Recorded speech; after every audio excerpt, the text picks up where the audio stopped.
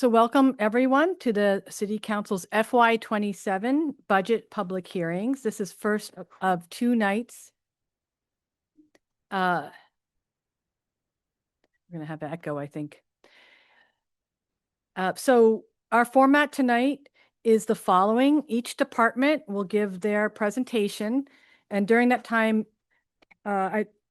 city councilors may ask clarifying logistical questions only, and we'll save our substantive questions for after the presentation. And then when the presentation is done, there'll be first, we'll go, this is a public hearing. We'll go to the public and hear public testimony or questions while and the members of the public can comment on any part of the budget. It must be related to the budget, but not necessarily that department.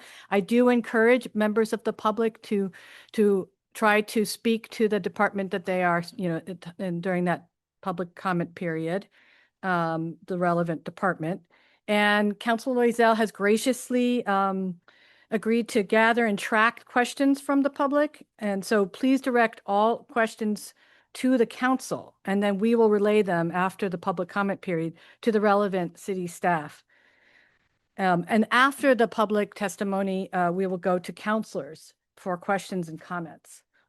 And finally, as usual, I just want to remind everyone that we are in community together, and democracy means nothing without public engagement.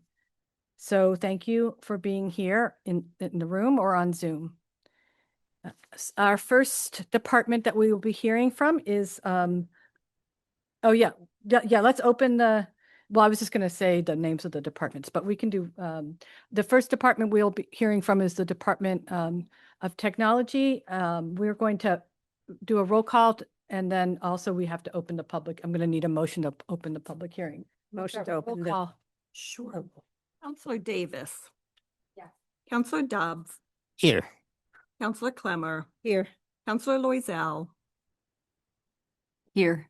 Councilor Maori. Here. Councilor Nabad. Present. Councilor Perry. Here. Councilor Robbins. Here. And Councilor Stratton. Here. Council President, you have a quorum. Excellent. So I would look for a motion to open the public hearing. Make a motion to open the public hearing. Okay, motion made by Councilor Clemmer, second by Councilor Davis. We could do a voice vote for that. Yeah. So all those in favor of opening the public hearing, say aye. Aye. Any abstentions? Any opposition? Okay, so the public hearing is open. And just to remind folks, it will continue to be open until the end of the second night. So we don't have to close it tonight.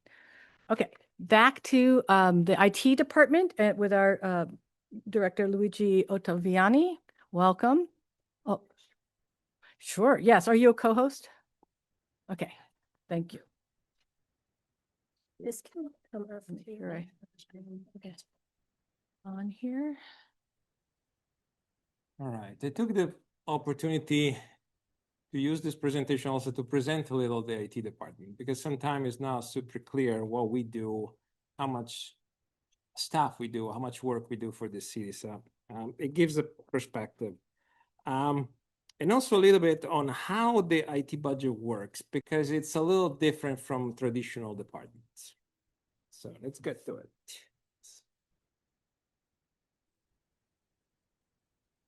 Yeah, is there a way to minimize the, I think you might have to. No, it's not. Minimum, oh boy. Yes.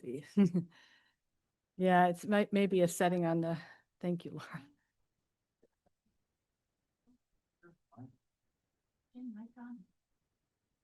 Yes.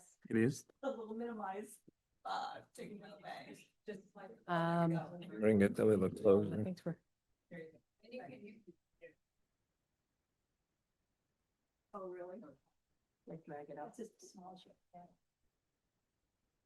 Okay, thank All you. right. So while traditional department usually have a budget that is more or less stable year after year, the IT department works a little differently. What we do, which is work we do for all the other city department, is adding pretty much platforms. So our budget every year builds on the past year's one and grow. Why grows? Well, the new platform, the work to maintain those platform, and the infrastructure to run those platform, which is not always extremely visible. Let's move ahead. Perfect.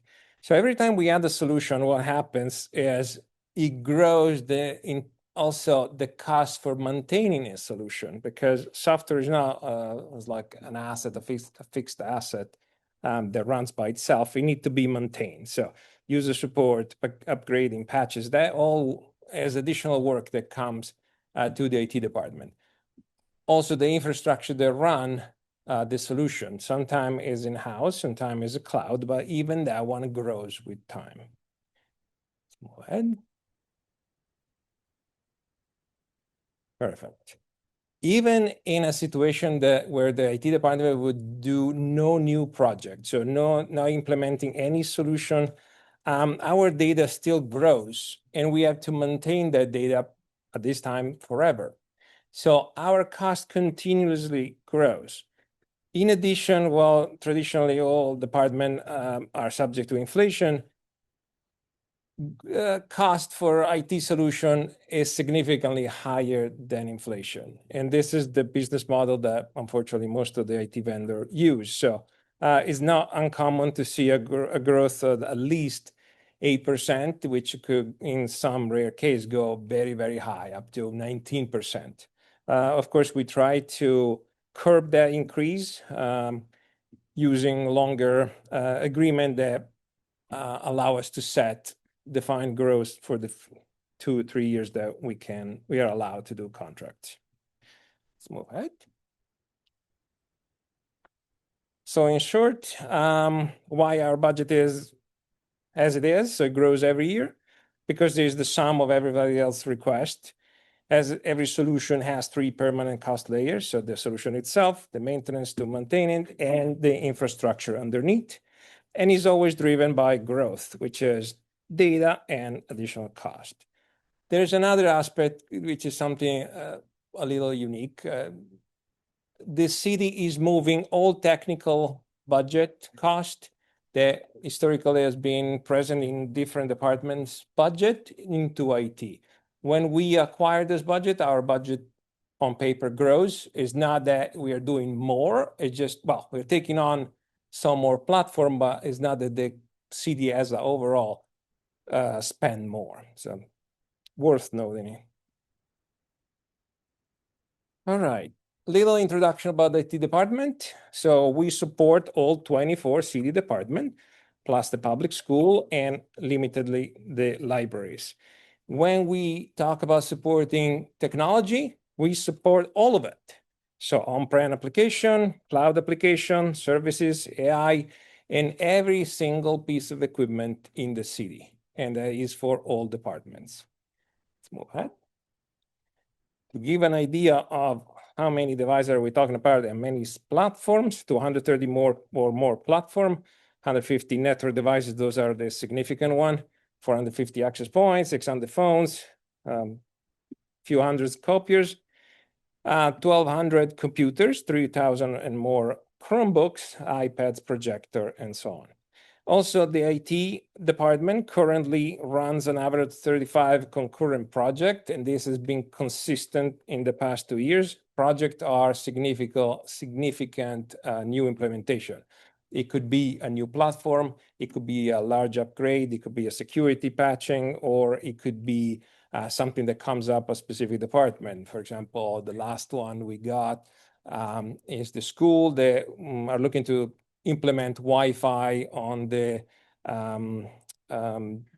the athletic fields, which is needed for some other platform that manages the water system. So this come to us, they become project, and we do it. Let's move ahead. To get an idea of the volume or request, this is a little graph that shows that we handle approximately 5,100 requests. This is historical, except last month is an estimate. The June one is an estimate.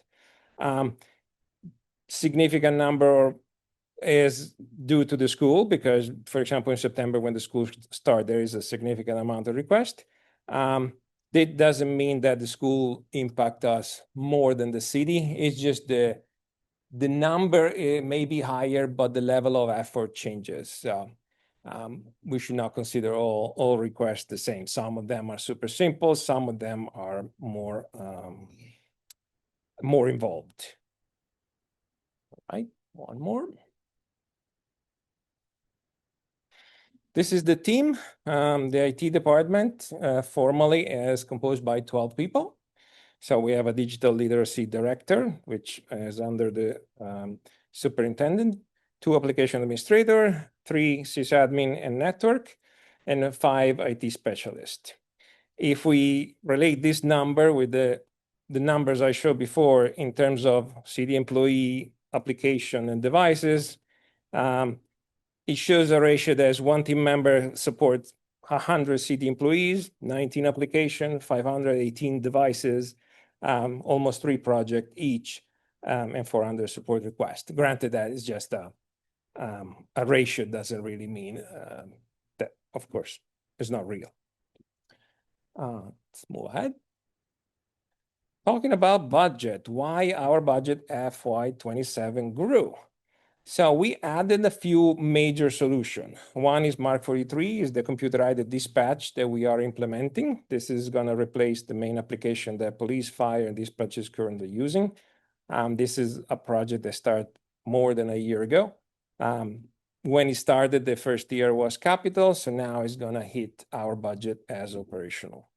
We added a new HR talent acquisition application, a pretty significant and large asset management solution, which is Brightly, an electronic health record solution for the EMS called ESO, and public record management solution, which is actually a fantastic tool called Logical. These are the main one. There's a significant number of smaller ones too. In terms of growing usage in existing platform, we are implementing additional, let's call service areas, so more licenses for e-permits. This is for the building department. Professional services, mostly engineering for fiber. There's a lot of engineering work to draw how the city fiber will develop across other infrastructure and project in the city. Laserfish is the document management platform that we use in the city, and we moved that one to a SaaS model, so cloud, which has a lot of benefit, but also an additional cost. Same for IS World, the assessor's main application, which also was moved to cloud. And Google Workspace is just license that we grow as we hire new people. Doesn't matter if CD employee leaves, their data is still maintained forever. And so those number of licenses grow every year.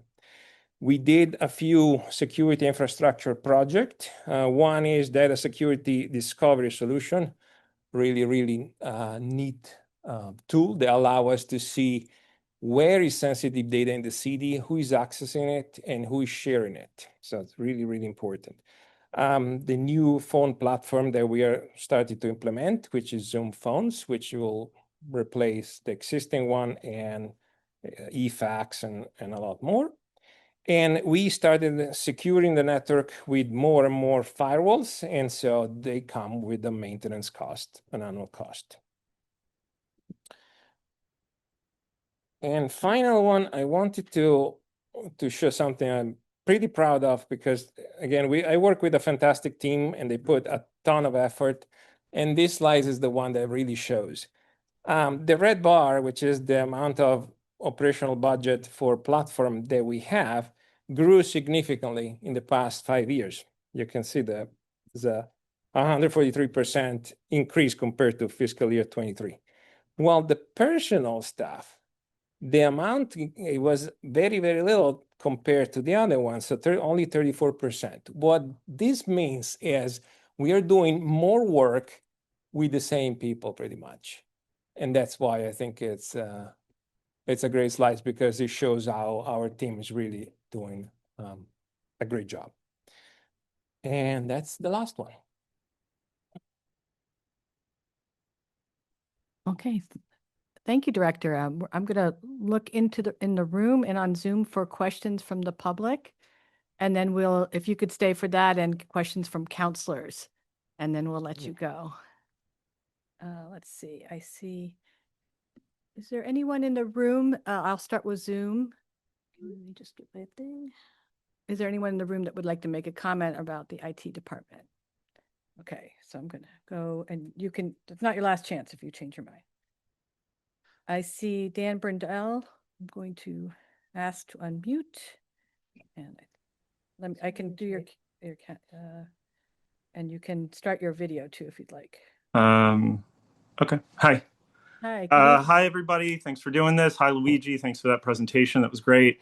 I'm a little disconcerted by two of the things that you mentioned there. Hopefully you can touch upon them. The first is you talked about how tech and IT is just a constantly growing cost. We have major austerity issues in the city. We're trying to make as many costs as possible sustainable and consistent. I don't see an end game to what you just described that doesn't just involve these costs ballooning and ballooning and ballooning and ballooning. I'm sure there is one, but I'd love it if you could explain sort of what that looks like and also what efforts the department is making to bring down costs. I can appreciate everything that you just described, but at the same time, the point of bringing in tech would be to streamline a lot of this stuff and hopefully to bring down a lot of city costs. I don't necessarily see the department doing that right now. That last slide that you showed, the one feedback that I would have that's a little negative there is there's a benefit to hiring more personnel, which is that you're employing more people. And those would be residents or people nearby who would then be working for the city. That would be giving them an income. Again, we would want to streamline and make costs more sustainable. And so I could see why then we would lean into IT. But if we're leaning into IT, not bringing down the costs, and it's leading to less humans actually working in the government and taking a paycheck home, I don't know that I necessarily see that as a benefit. And when we silo your department and the costs there, I'm kind of concerned that, for instance, in the schools, there is starting to be a big pushback against a lot of the tech investments. And I just hope that we're able to sort of narrow in on that and see some of these tech investments are not supported by the community. Some of them are hugely supported by the community. Some of them just work for a department and the community doesn't know or say one way or another. And so I'm hoping that we can still sort of get into that budget a little bit and sort of talk about where we do want to be spending more money. Dan, that's time. If you could just finish your sentence, please. Sure, of course. And where we kind of want to be pulling some of the tech out. And I would just love it if you could just speak to sort of how we're going to make these costs sustainable and how we're using tech to streamline costs as opposed to just cut employees. Okay. Thank you, Dan. The way we usually do it is we stack all the questions, if that's okay with you. Absolutely. If not, we can amend, but that's how we generally do it. Is that so? You'll write down, or if there's themes like it if more than one person asks the same question, we can consolidate. But okay, so we're going to get to that question, but we're going to go on to just make sure others who want to speak from the public, either in the room or on Zoom, we're on the IT department. So we may be able to ask those questions. So why don't you ask the questions, and if someone raises their hands, I can entertain that. So that was comments and questions. I'm going to try to ask questions. Well, I'll just say a point of information that we usually do. The reason you usually relay them is because we have a stack. Yeah. So if perhaps Maybe he doesn't. yeah, he may not need that, but if you'd like a clarification on the question, Councilor Loisel can do that with her. Do you Report have a it back. handle on the questions he asked? Oh, yeah. Okay. I took some notes. Usually we have a bunch of 30 questions, seconds so we ago. try to All right. write them down. So there are a few items there. One is this perception that we decide to get platform. That is absolutely not true. The only system that IT tried to implement are mostly cybersecurity and security related. So that most of the platform that comes to us and grow our budget come from the 24 department. The department think that having those platform will improve their work, their efficiency, and granted that we trust them. I mean, their department has to know their work. There is one aspect. How can we help with that one? We start implementing a new process this year where every new technical request will have to be vetted a little bit by the finance, by the mayor, by the IT department, and the department itself. The reason is because if we have money to do work and a department asks for it, in the past, we just welcome the opportunity to help them, and so we would do it. But that creates a situation that our budget grows significantly, which is a shock to the general budget. And so, and this is what is commonly done in the private sector, it makes sense to have every project evaluated in terms of like, can we sustain it? Does it make sense to do it now? Is it really necessary? Are there alternatives? Because if we don't do that pre-work, yes, there are situations that things grow exponentially and it's not a good thing. The other thing that IT does, we are really, really good at price negotiation. So we are able to get fantastic deals from some of the platform that we decided to implement in the level of 30 to 80%. Granted that technology, you're buying information and bits, so the cost is relative. And that's what we are trying to do to help. So every time a department says, hey, I want a solution, we work with the vendor trying to procure it. And that means find alternatives, pit the vendors against each other until we get really the best deal possible. In addition, what we do, which is a trick that we implemented that works very well, we check with other municipality with the same solution. And so we say, hey, this other city, I don't know, in Texas, which is double our size, paid this. And we get an idea of how much a solution actually cost. Because you cannot, unfortunately, rely on a vendor to be honest and say, yes, this is our price for everybody. Is never the case. The third aspect, I think we are doing a pretty good job, is we try to get the maximum of the existing platform that we have. Platform that can do a lot should be implemented in users versus adding more and more platform and adding additional cost and additional licenses. Just to make an example, the city standardized on DocuSign for e-signature. We do not allow any other department to go and buy other e-signature solution. We already have one. And for us, increasing the number of licenses allow us to actually get a better price and standardize the work. If we had another solution or two e-signature solution to maintain, it would be also an additional work on the IT department. So simplify, consolidate, and make things that make sense. This is how we try to curb cost. Again, most of the requests come from other departments to us. We don't decide. And for example, talking about the schools, if at a certain point the school decide like, hey, we don't want this technology, perfect. We are happy to, because we are here to serve the departments. We're not here to decide or dictate what they should do. They know what they need. They know what they want. We are there to provide the technology to do it. That's the only important thing for us. We don't have any desire or any weird agenda to promote technology or increase technology. Absolutely. There's more work for us. There's more cost in general. Why would we do it? There was a concern about cutting employees. We never cut employees. We grew. In 2 years, I think we grew from 6 to almost 12, which is a significant growth. It doesn't show in that graph because when we replace position, we replace high-paying position with entry-level position. And there is a reason for that. One is the city cannot really compete with the private sector in terms of hiring people. And so it's difficult to find someone with already experience. But we also decide to train internally, to grow our staff internally. So we give opportunity to staff member, maybe completely green. My staff goes from someone who finished the high school 2 years ago to someone who has more than 30 years of experience. All of them are fantastic people and all of them bring value. And so that's why we keep staff. I hope that our team will grow because, again, you see the trend in growth is significant. So that can only help us be more productive.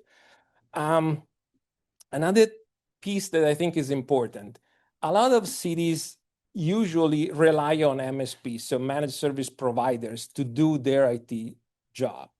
That is detrimental on two aspects. One, MSP are very expensive. You get an idea of how much an MSP costs is at least $150 an hour. So install a computer, $150 an hour. Do any kind of configuration there. The other problem with using MSP is you don't retain knowledge internally. So next time you need to do the same job, you have to call them again, which is a vicious circle. Then you really become dependent on them. Our approach is cheaper and create knowledge in the city to grow our own stuff. And I think that's a massive way of saving. And the last thing is cost versus value. I think it's important to understand cost is one thing, but if the value a solution brings, which is not easily calculated, of course, but because it's not that obvious, is there growing in solution and technical solution makes sense. That again is something that comes from the department, and I hope to this little committee that will vet solution.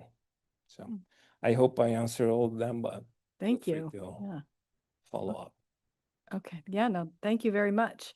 I'm going to go to counselors for comments or questions for the director. Yes, counselor. So a couple of little things. I think we've talked about this before, but you do IT for the cities, for Northampton Public Schools, but not for SVHS. Correct. I mean, you see a possibility of. Counselor, could you- I welcome it because Okay, because there's a lot of overlap. thanks. For me, is strange and is also, to a certain point, risky in terms of cybersecurity to have a system that use the same tools that we use, but on different platform. It's less efficient, it's less convenient to buy, and against standardization. And it's a weird relationship we have with Smith Folk because we still offer them services. They are on the city fiber, we provide them phones. So we could do a lot for them. But I think historically they have been their own entity, I think by status or Yeah, sounds like an interesting legal conversation for a legal different time. position. But yes, and I think it was obvious when we talked about capital investment for this year that they asked pretty much exactly the same thing we asked, cameras and all that. And you talked about being limited to 3-year contracts. I think that's a state law requirement that we could, waive with the involvement of the council or something. Do you ever see situations where you think we could get a better deal with a longer term? It's not very, very common. And also 5 years is tricky because if you're not 100% sure that's a good deal, it's gonna bite us. For example, the city had a contract for one of the printer system in the city. It's 5-year lease. We cannot get out of it, even if it's super expensive and it doesn't make any sense. We are linked there. We did one, and that was for the Zoom phones. And the reason is when we did the 5 years agreement, they offer 1 year for free, which is equivalent to a $60,000 free. So it was a fantastic deal. We trust the solution. We know it's a good solution. And that was an example. But yes, if there's something that works like that, we'll do it. And you mentioned some new software platforms like a new building permit system. I think that's great. I'm a little concerned that we don't lose information along the way. Somehow most of the legacy building permits vanished last Thursday offline. They were in Laserfish and the whole building department folder is empty now. I'm not saying that was IT that did that, but it's an interesting little quirk of evolution. But you talked about, recurring license fees as part of the recurring budget. And I think we also had like 130,000 for software platform upgrade in the SIP. Could you just comment on sort of how does something end up one way or the other? Is it whether the vendor prices as a purchase or a subscription, or? Is how we are able to invest. So we are allowed to use capital money for an initial configuration, and usually the first year of service is included. So the first year sort of becomes a capital investment. Then, of course, become a recurring operational investment. That allows a lot of flexibility because the first year, let's say, for example, the permit, part of it is the license to run it, but we also had, in this case, I think is $33,000 of migration of all data to the new platform. Normally, we would not be able to sustain it in an operational budget. It would look like a spike, but this way works. So that's how the two are linked together. Thank you very much. I see Councilor Nabad and then Councilor Robbins. Thanks. Yeah, just a couple questions. I noticed that September 2025 was really high, and I'm just curious as to why. And then I'm wondering if there were a lot of different platforms that you were using, do you think that would consume more time in other ways and be more expensive in other ways? Like maybe it would take more time for finance to like sort out all the billing to a million different platforms or something. Okay, for the number, the spike that we saw for monthly support, we believe that is partially due to the fact that the high school, which is one of the biggest entity, lost the tech integrator. And so that hole was, I think, in the mind of the staff would be filled by IT. Granted, nobody told us, so we got really slammed. Thank goodness the mayor helped us like get the two positions that we added, and that covered that because it was not an easy scenario. Could you clarify the second question? Go ahead, your mic's on. Yeah, so you were referring at one point to like how it's better for you guys to consolidate and use one platform, whereas as opposed to like shopping around and trying to find all these different platforms. Correct. So this may or may not be a question for you, but it may be. But I guess what I was wondering is, would that take more time? Or would it cost ultimately more money to be figuring out how we're going to pay all these various little vendors or these different platforms as opposed to just one? Well, one solution is generally overall better because not only there's a reduction in cost. Let's say when two departments use the same solution, we don't have to implement it twice. So the initial setup cost is already there. That's why, for example, if we at a certain point decide to offer Smith Block the same platform that we use in the city, they will not have to sustain that cost. So it's a plus.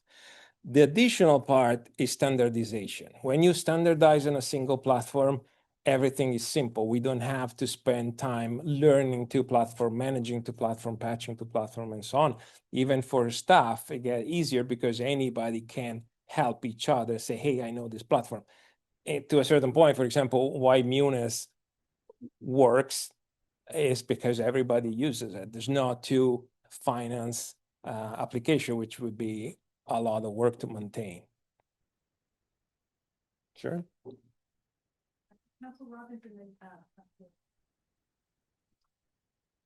Thanks. And I want to say a big shout out to giving me the term inventory of things, which I really loved coming across. And now I understand that it's an inventory of things. It's all the other stuff.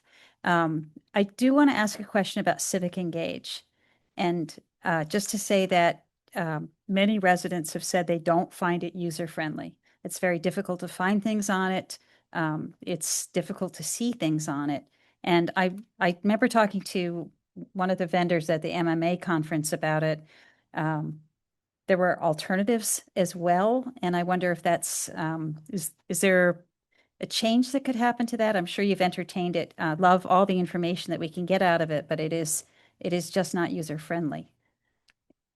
So that platform is handled by one of the city department. So we delegate to them the choice to what they want to use. If there's a certain point desire to look for an alternative, we'll be happy to look for alternatives. We try, again, as IT, we try not to impose anything or change something. We prefer the departments themselves to start that process. That's how things eventually succeed in implementation. If we force stuff on anybody, it will not go anywhere. It will be a battle. So yeah, I agree that the Civic Plus is not the most friendly, and that platform has been used for several years, so there's a lot of content, really a lot. As anything, I think in the city, there's a lot of material to maintain and not many resources to do it. We don't touch that platform except the technical aspect. If it goes down or isn't available, usually there is a cloud platform, so we don't have the hands on it directly. Well, just to say there is some concern on the part of the public who do need access to it and do need to be able to understand it. So thank you so much. Vice President Clemmer. I just, it's always fascinating. This is my third go around with you presenting the budget, and I really appreciate what you've done and modernized our networks and the computer systems and made things safer and just kind of brought us into the 20th century here and or 21st century. And I just wanted to ask you about, you said that before you were, when you helped other departments, the time and the money fell to IT. Now it's being paid for by the departments that use your services, correct? No, so now now everything in technology is paid by IT. Oh. Before, each department had their own. And that was a nightmare to manage because the department could at a certain point decide, oh, we want 15 new printers and just buy them, not on the standard for us to use, for us to maintain, and completely out of the blue. And that was terrible. And that was just a small example, but software or anything like that, when a department start going rogue on their way, it's difficult then to secure it, to manage, make sure it's done properly. So I think that's a smart move that the city has. Yeah, it totally makes sense. Bring everything back and to standardize and have it under control. Even something simple. Some of the platform, nobody has access anymore because the person used to maintain it on a specific department is not there anymore. It's like, okay, now we have to start again from scratch. Yeah, it makes a lot of sense that Yeah. everything, your department knows what people are using and everybody uses the same. Yeah, and then we document everything. So Mhm. if I goes away or whatever, something happened to me, everything is there documented. So Yeah. I need to redo the work again.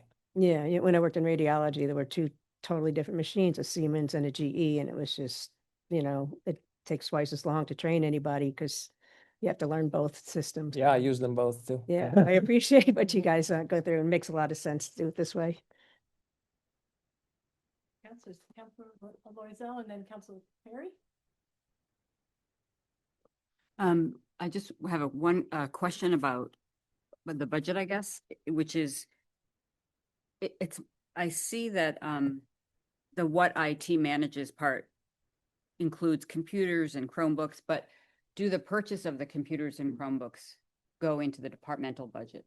Yes. Okay. Those are capital purchases. For those, Correct, okay, yeah. I just wanted to understand that. And Yeah. then I have go ahead. A key aspect that we're trying to enforce is also that IT procures every solution. And this allow us to keep everything standardized. Because if we allow anybody that has some money to buy their own equipment, again, it goes out of the standards, it's difficult to maintain. So centralizing procurement. Oh, yeah. So anybody says like, hey, we need this, we'll say, okay, we'll provide you options and then choose whatever works for you, but still within the guardrail of the standards. Okay, then my next question is a little broader, and I don't know that you're the right person, but you are the head of IT. So I feel like there's things happening in technology that need to be discussed. And so I wonder where that happens in a municipality, because, for example, schools are trying to figure out how much technology are we going to have and what are the unintended consequences if we go down this road. And then there's AI. And so I'm wondering, when and where we're going to have these conversations as a city, because I think we need to think about things and do things kind of cautiously. Agree, technology can be good, but an implementation without thought or without guardrail, especially in something powerful like AI, is tricky. My suggestion is always for department to understand how they want to use a solution, and that could be AI or not. That's on them to decide. They know what they could or they want or they don't want to use, not from the IT side. IT side will only provide some general guardrails. For example, for AI, the only rules that we enforce for the whole city is like, do not use sensitive data in any AI and check what the AI gives you. Again, that was the basic minimum. Then we try to listen also to what department says. Some department says, hey, this fantastic platform in AI, let's say, I don't know, dispatch was considering a solution that would answer the phone automatically for non-emergency call. And then we think about it and say, okay, based on our experience, there are a few things to look to be aware of. And it may make sense. Yes, probably it will make sense. But how do we do it safely? So we try to just keep the security and safety aspect, but allow department to choose what makes sense for them. We try, again, to be supportive, but not taking decision. And the same, of course, in the school, absolutely. We don't want to have Okay. anything to do in decisions. So if I'm hearing you, then you feel like you're there for the technical, for the security, that expertise. But the departments don't have that expertise, so you give that, but I don't think they have the expertise to think through what does this technology mean for our future here? And so if you don't take the lead on that, who does? Well, we can support. If someone say, hey, I heard this feature could be an option, we can say, okay, let us investigate and see what's available, how can it be used, when is a use case that is safe. We're definitely able to help in that sense.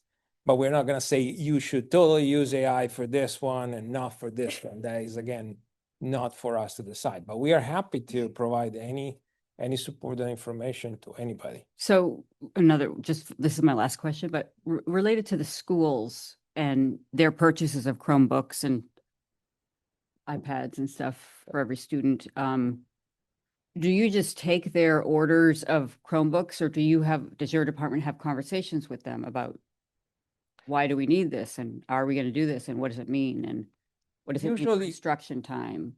The school tells us we are using Chromebook 1-to-1, and we'll make sure that there are enough. Some specific project, they say, hey, we need 75 new Chromebooks for this application. We'll procure them for them. But we are on the passive side. We make sure that the stock that is there is working. If at a certain point the school decide, nope, we don't want these Chromebooks, we can dispose of them. Again, doesn't change anything for us. It's not that for us. So if parents have issues, they need to go to the school department about this? Yes, Okay. because again, the school decides what they need. It's important for them to have that role. Thanks. See, Counselor Perry? Well, thank you for your presentation. Good to see you again. I know that over the last few years, you've been able to create a lot of cost savings for the city by, identifying maybe duplicate licenses. I was just wondering how's the housekeeping going? Feel like you buttoned up all the things, or? It's a challenge. We're still dealing with several years of missed maintenance on some platforms. So every time we acquire or take responsibility of a new one, most of the time we have to do significant work. Just to make an example, recently we started looking at the GIS, which is the Geographic Information System, which is a super important platform because so many services use it. We had the first analysis with the vendor on the current platform. We realized, we are several versions behind. Our version is going end of life in August. We need to upgrade immediately. So there's a lot to do. We did significant improvement, I think, in terms of standardization, simplifying services, combine when possible. So avoiding department to go rogue and do whatever they wanted, which is, again, very, very tricky. Big improvement in security. It's a work in progress, but we are getting to a point that we start to be confident that we have enough security. But again, this is fixing, I would say 9 years of lack of. You're Yeah. doing a great job. So thank you. Thank you. And I look forward to more savings. And to go back to Councilor Loisel's, where we could have these discussions of technology, I'm going to once again say community resources could be a place where we can have a community discussion about that. So Counselor Davis. Thank you. I'm pretty sure I know the answer, but I wanted to clarify. I noticed that on the chart, the different enterprises are a whole different thing. The water and sewer and all of that, they have their own IT. You don't purchase things for them. Not fully. So we do service we do provide technology to DPW. What they spend money are the system that maintain vital platform like water and sewer. Those are big platform, very expensive, managed completely by third party. And we want to make sure that we don't have any connection with the city because we don't want to risk anything, and we don't want absolutely the responsibility of those. Those are specialistic platform. They're difficult to manage. They require the vendor to really be on it. So there's a defined separation from us and them. Everything else, computers and regular stuff, internet connection and all things, yes, we help them. So yeah. Okay. Counselors, did you have another question, Counselor Buck?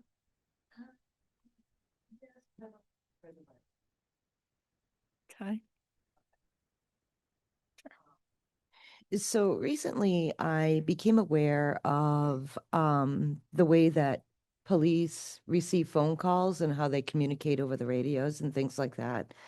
And right now, the way that it is that the police need to communicate with each other in a way that they can't identify people because the dispatch is open to the public and everyone can hear everything.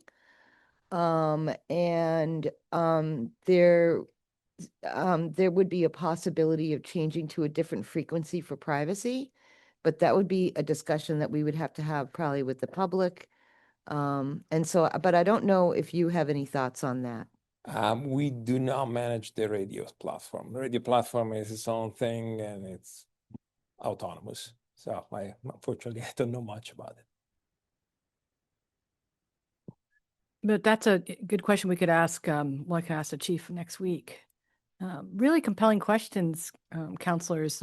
Counselor Davis, I had never thought about the enterprise's IT because that water department is extremely high tech and very vital and critical that we maintain that. And I wanted to kind of point out that from your graph, the cost savings your department is giving us is frankly that you have the same number of staff and exponential amount of work. So I applaud your department, and I know I've been here a long time when kids I knew in high school are now old enough to be working at your department. So I'm glad to hear that you have good, camaraderie, and because that's a lot to have to take on more work for your department, and I'm glad you have each other. Do we have any other kind of questions or comments for IT, or can we let the director go? I don't know if Yeah. it's relevant, but that camera's not working. Oh, right. You get your stuff up. Yeah. So that all the folks at home can see is Oh, back view. that might be the spotlight. Hold on. Since you started the meeting, if you go and hit spotlight, that may help, but it may not. But we'll work on that. It's actually a collaboration mostly with Northampton Open Media. They manage Yeah. the audio video part. Yes, we're lucky to usually have Northampton Open Media with us, and we missed them today. It's on view. We'll say use the spotlight and originating post meeting. I can't work with this. Yeah, I don't know if that will work. Maybe do it on. Oh yeah. We can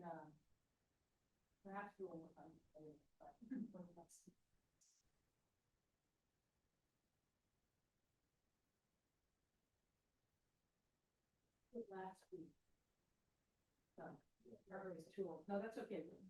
Well, anyway, I guess we can say goodbye, but thank you very much for being here, Director. Thank you. Thank you for your time. Thank you.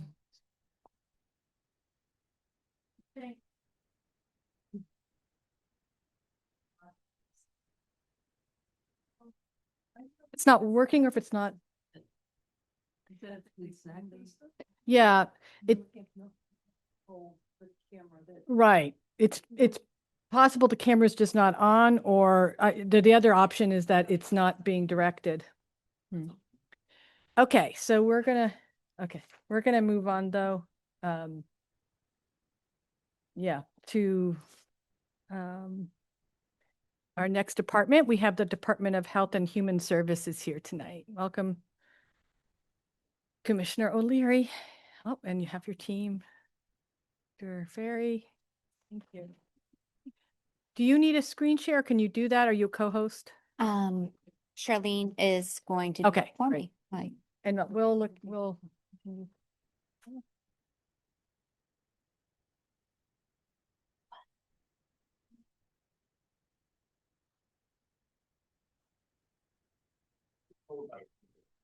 Yeah, it switches with me. That shoots us. Okay. So just to point out to the public, this is the same process where we'll have a presentation by the department, and then we'll go immediately to members of the public in the room and on Zoom, and we will track your questions for the department, and we will relay them back at the end of the public comment period, and then we'll hear from counselors. Welcome. Hello, counselors. Good evening, everyone, and thank you for allowing us the opportunity to come and present the FY27 budget for the Department of Health and Human Services. I do know everyone here, but I'd like to introduce myself to the public that might be on screen and in the audience today. I'm Meredith O'Leary, and I'm the Health Commissioner for the Department of Health and Human Resources. No, sorry, I don't even know what department I am. Department of Health and Human Services. And with me tonight is my Deputy Commissioner, Michelle Fari. So tonight's presentation reflects both the FY27 budget request and a broader work of the modern public health department operating a complex and evolving environment. Charlene, if you want to go to the next screen. Thank you very much. So across Northampton and Massachusetts, public health systems continue to need to adapt to what's happening in our environment. We have behavioral health and substance use issues rising. We have housing instability. We have healthcare access challenges, workforce capacity issues, emergency preparedness, and community health needs. The FY27 budget is designed to maintain core operations designed to strengthen community resilience, to support vulnerable populations, and advance prevention-focused evidence-based strategies. To begin, I'd like to ground tonight's presentation into the mission and the structure of the DHHS. The mission of the Department of Health and Human Services is to protect, promote the health, safety, and well-being of individuals, families, and the broader community. This work is carried through integrated public health and human service strategies. The Department of Health and Human Service structures carries out this mission through 6 core divisions, and that's public health nursing, inspectional services, prevention and wellness, public health excellence through shared services, emergency preparedness, and the division of community care. Together, these divisions span upstream prevention, downstream response, and a coordinated, comprehensive local approach public health system. Our environmental health, which inspectional service is part of, this division ensures safe housing, food establishment safety, and safety of public spaces through regulatory oversight, inspections, and enforcement. In 2025, inspectional services completed over 3,000 inspections. Our public health nursing division provides direct clinical and community-based services, including immunizations, communicable disease, surveillance and response, health education, and outreach. During the 2025-26 influenza season, they held 36 clinics providing over 1,800 vaccines. They also provided home visits and they did school entry vaccinations to reduce access to school. Our Division of Community Care, or also known as the DCC, is a public health-led public safety response program supporting residents experiencing behavioral health, social, or basic need challenges. Using a trauma-informed, person-centered approach, community responders focus on stabilization, de-escalation, outreach, connection to care, and often engaging individuals before crisis begins. Again, this is a public health-led public safety response. We support residents experiencing social instability, basic need insecurity, behavioral health challenges. A lot of our services are based on de-escalation, stabilization, outreach and engagement, connection to services and care, and we really focus on early intervention and to prevent crisis before it escalates. In 2025, we have some very notable outcomes through the DCC. In 2025, we had 8,460 community engagements. And out of those 8,460 community engagement, we served 864 unique individuals in 1 year. In 2026, starting January 1st to the end of March, we've already had 1,860 community engagements. So it's a very busy division. Now turning to emergency preparedness and response, this division ensures that Northampton is ready to respond to public health emergencies, natural disasters, infectious disease outbreaks, and large-scale community incidents. This work is built on strong coordination with other city departments, IT being notably one of them. And thank you, Luigi, for all your work, by the way. With healthcare systems, emergency partners, housing authority, businesses in the city, regional networks, we're always thinking about what could happen. We also have the Division of Substance Use Prevention. This is a broad-based public health prevention team.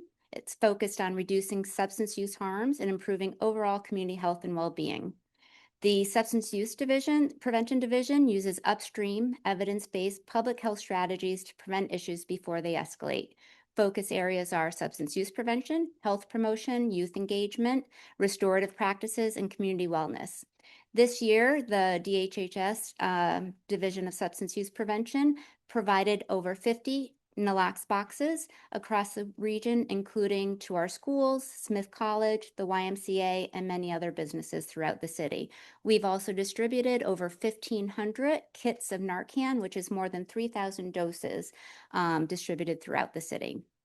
Additional work of the substance use prevention, we do a lot of overdose prevention training. They do education and outreach. And then we have our youth leadership programs, which is the Northampton Youth Health Coalition and our Youth for Equity Action Coalition. And then lastly, our last division is the Public Health Excellence and Shared Service Division. And this is a regional collaboration across Hampshire County, which builds on shared capacity and coordination across municipalities to help support a more robust, consistent, equitable approach to public health infrastructure. So together, these divisions form an integrated public health system that allows Northampton to respond effectively both to everyday needs and emerging needs as well. Next slide, please. So with that foundation in mind, I'll now turn to the FY27 budget request. And in this request, you'll see that the DHHS proposes a total budget of $1,531,675. This represents an increase of approximately $100,000 or 7% over the prior fiscal year. The drivers of this increase is primarily by the standard cost factors, including the cost of living, our COLAs, and our union contract adjustments under the NAPIA collective bargaining agreement, where more than 50% of our employees fall under. We also have routine longevity payments, and we also had an additional small staffing adjustment to support ongoing operational capacity. Importantly, overall staffing levels remain consistent to the prior fiscal year, and there are no significant changes to the department's core operating requests or service levels. So this budget reflects a continued and necessary investment on the core capacity of local public health. This comes at a time when community needs are definitely increasing, public health threats are evolving, state and federal funding streams remain less stable and more uncertain. Across Northampton, we continue to see growing and changing needs related to healthcare access, to behavioral health support, housing stability, and overall community well-being. Maintaining stable staffing and operational capacity is essential to ensure that the city can respond effectively, sustain critical public health services, meet our core principal municipal public health obligations, state obligations, federal obligations, all the while operating effectively in an increasingly complex environment. Next slide, please.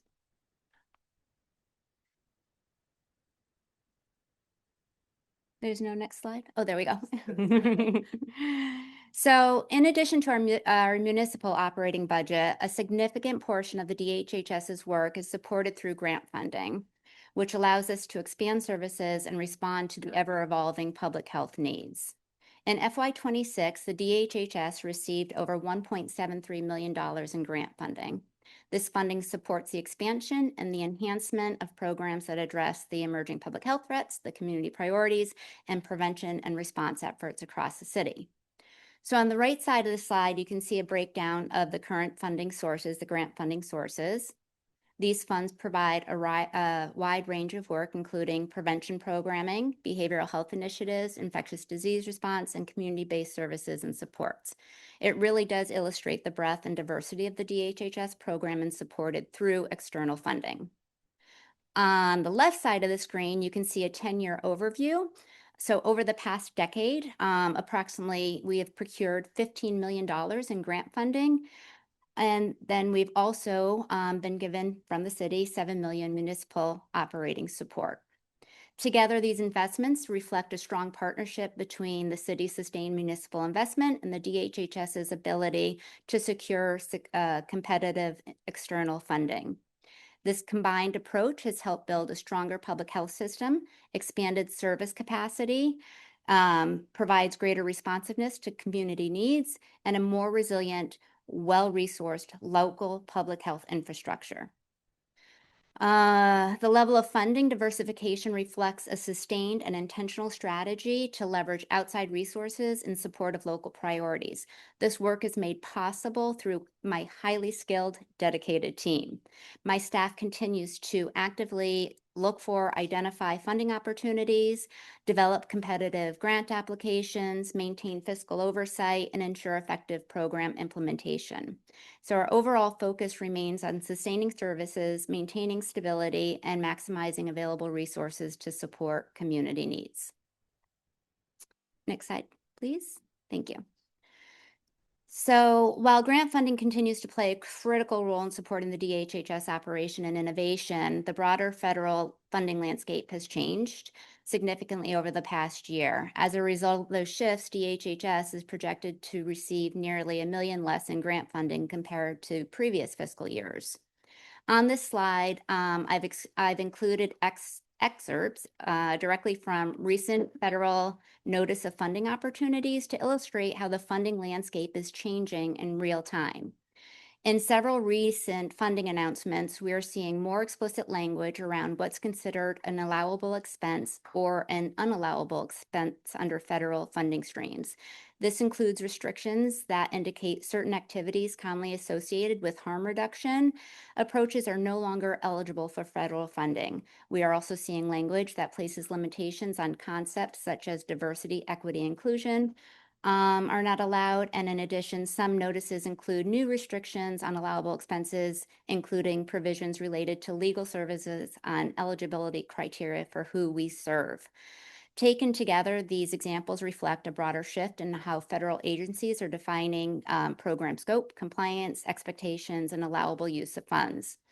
For local public health departments like the DHHS, these changes have real operational implications, particularly in areas of work grounded in evidence-based public health practice, prevention and early intervention, harm reduction strategies, and equitable access to services for all residents.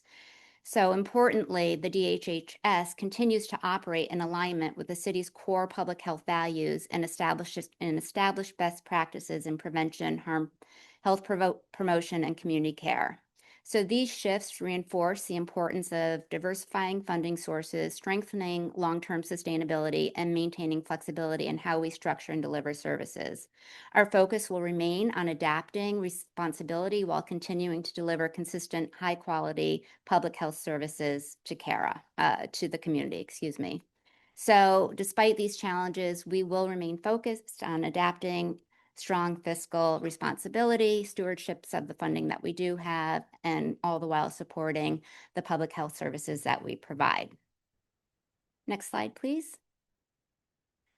So I am going to turn it over to our Deputy Commissioner, Michelle Fari, to talk about public health infrastructure. Thank you.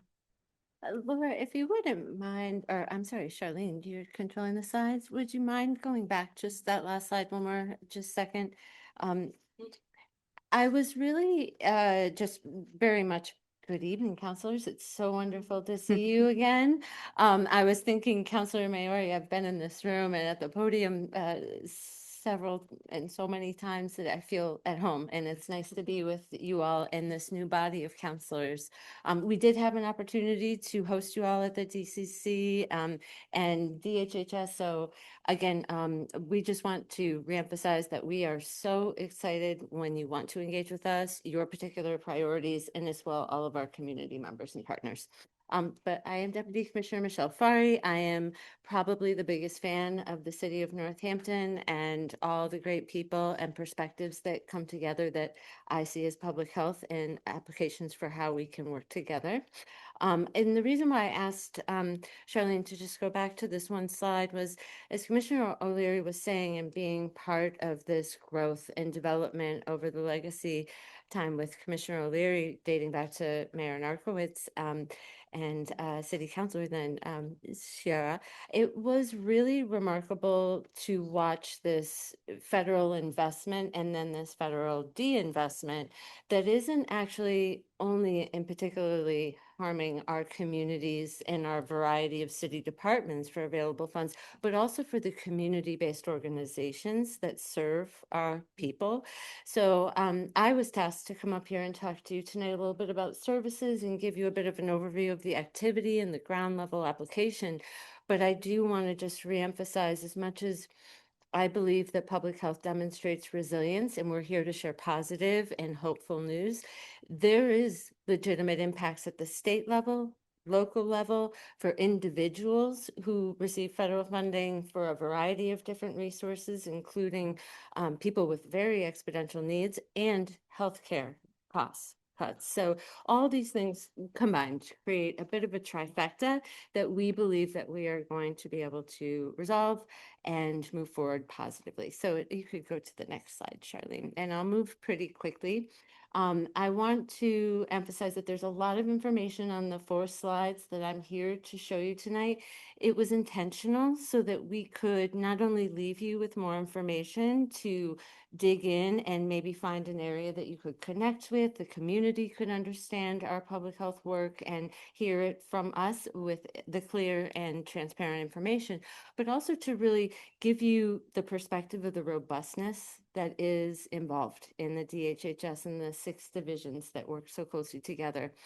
We talked a little bit last year about a very important priority that Commissioner O'Leary spearheaded around the community health needs assessment. That was our own specific Northampton needs assessment, which then turned to inform us to develop a strategic plan and priorities aligned with those community needs, as well as the evolving landscape.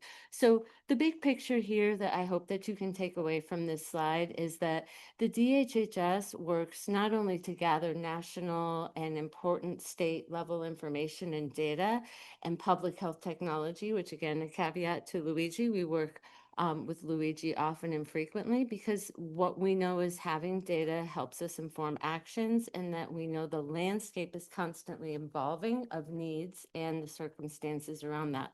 And this kind of gives you that indication. We're thinking, looking, researching, listening. We're going on in 1 to 2 to then planning, responding, creating tangible and ground level impact, to 3, organizing and helping to shore up our community-based partners and organizations, to then 4, facilitating, helping to support, research, evaluate, and assess, and 5 leads us to often a position, which I'll mention at the end, around advocacy on behalf of the city of Northampton's priorities and good and important voice that is statewide and nationally recognized and respected. You can move forward for us, Charlene. This slide is really important. I preface by saying that we are, somewhat limited on time. You all have given so much to the city already in your terms that I am very grateful for again. And I know you have a lot of departments to hear about. But all 6 of our divisions at DHHS are just as important, impactful, meaningful, and much of what the different divisions do don't always get the same recognition as the priorities of our division of community care as the newer and very significant public health model innovation. First in the state, first in the country to be autonomously led by public health, and done so with technology, integration into 911 systems. And the real exciting part that I feel the pride should really be beholden to us is with our walk-in available, no barrier threshold community stabilization space. That is so unique to our work.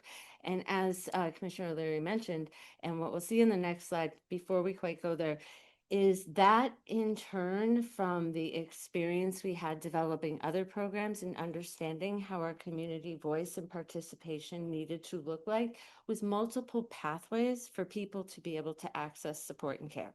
So whether that's a business owner that calls the 911 system and then learns about DCC, and then now in turn calls DCC directly and develop a rapport and a relationship, to a third-party bystander in the community that's seeing someone in a public space and has concern for them, or for another person they might not know. So there's lots of ways people access health and safety, and you'd be quite surprised the level of nuance to what people consider to be a health and safety call to 911 as the systems evolved, and we've talked about in past years.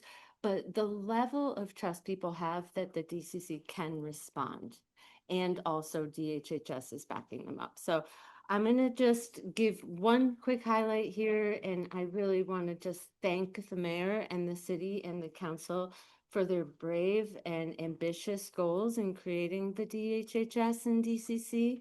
And we really hope in this second term with Mayor Sciarra's leadership to realize or be able to fully assess, research, and understand those evidence-based practices that the city is usually setting precedents for in many of the departments and work that we do. But the city of Pittsfield, as well as the city of Cambridge, both really wonderful and lovely, humble cohorts of other city governments, came to visit us, and we were able to give of our time and technical assistance, and with delegations, and I'm talking about, more than 10 individuals come and spend the better parts of a half a day or more to hear about how we're doing this work in programs, doing it without any money exchange, grant funding. I'm talking about city to city, municipal, gritty innovation in the making of Massachusetts, especially Western Mass, shout out. But it really produced something remarkable in this first 2.5 years of DCC's existence since it opened the door. There's already been policy change influence that has occurred.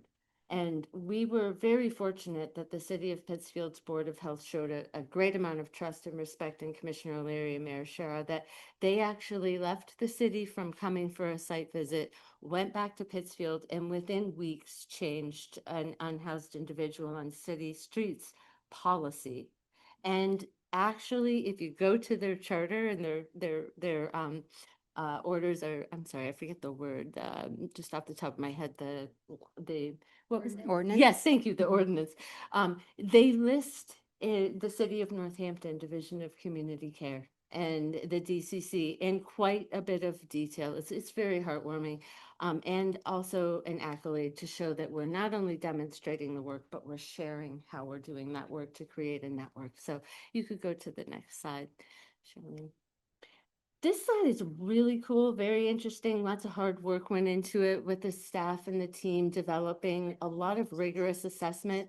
We have very robust HIPAA compliant technology case management systems that's been developing and being evolved over years, that's been launched as well, again, in collaboration with the Northampton Dispatch and other public safety divisions that have been so collaborative with us, as well as many other city departments. What we see here is that the DCC, as it was imagined and it was visioned, and there was a very significant amount of hard work that went into the Northampton Policing Review Commission to determine what was best as our model for the city in this public health and safety environment, is doing its charge. And in parallel to what you're seeing here in this data, and this is our own system monitoring data points within the DHHS, we have data that is being analyzed and evaluated by research partners since before the DCC was even formed, which is remarkable. It doesn't ever happen really in life that you get to have a baseline assessment through what we're going into almost 3 years of operation. But I just want to key into one quick fun fact here that I think is interesting and important as priorities for you as counselors. You can see how the DCC trended from its launch in September 23, which, by the way, we celebrated 2 years, and thank you for everyone that came with us last fall.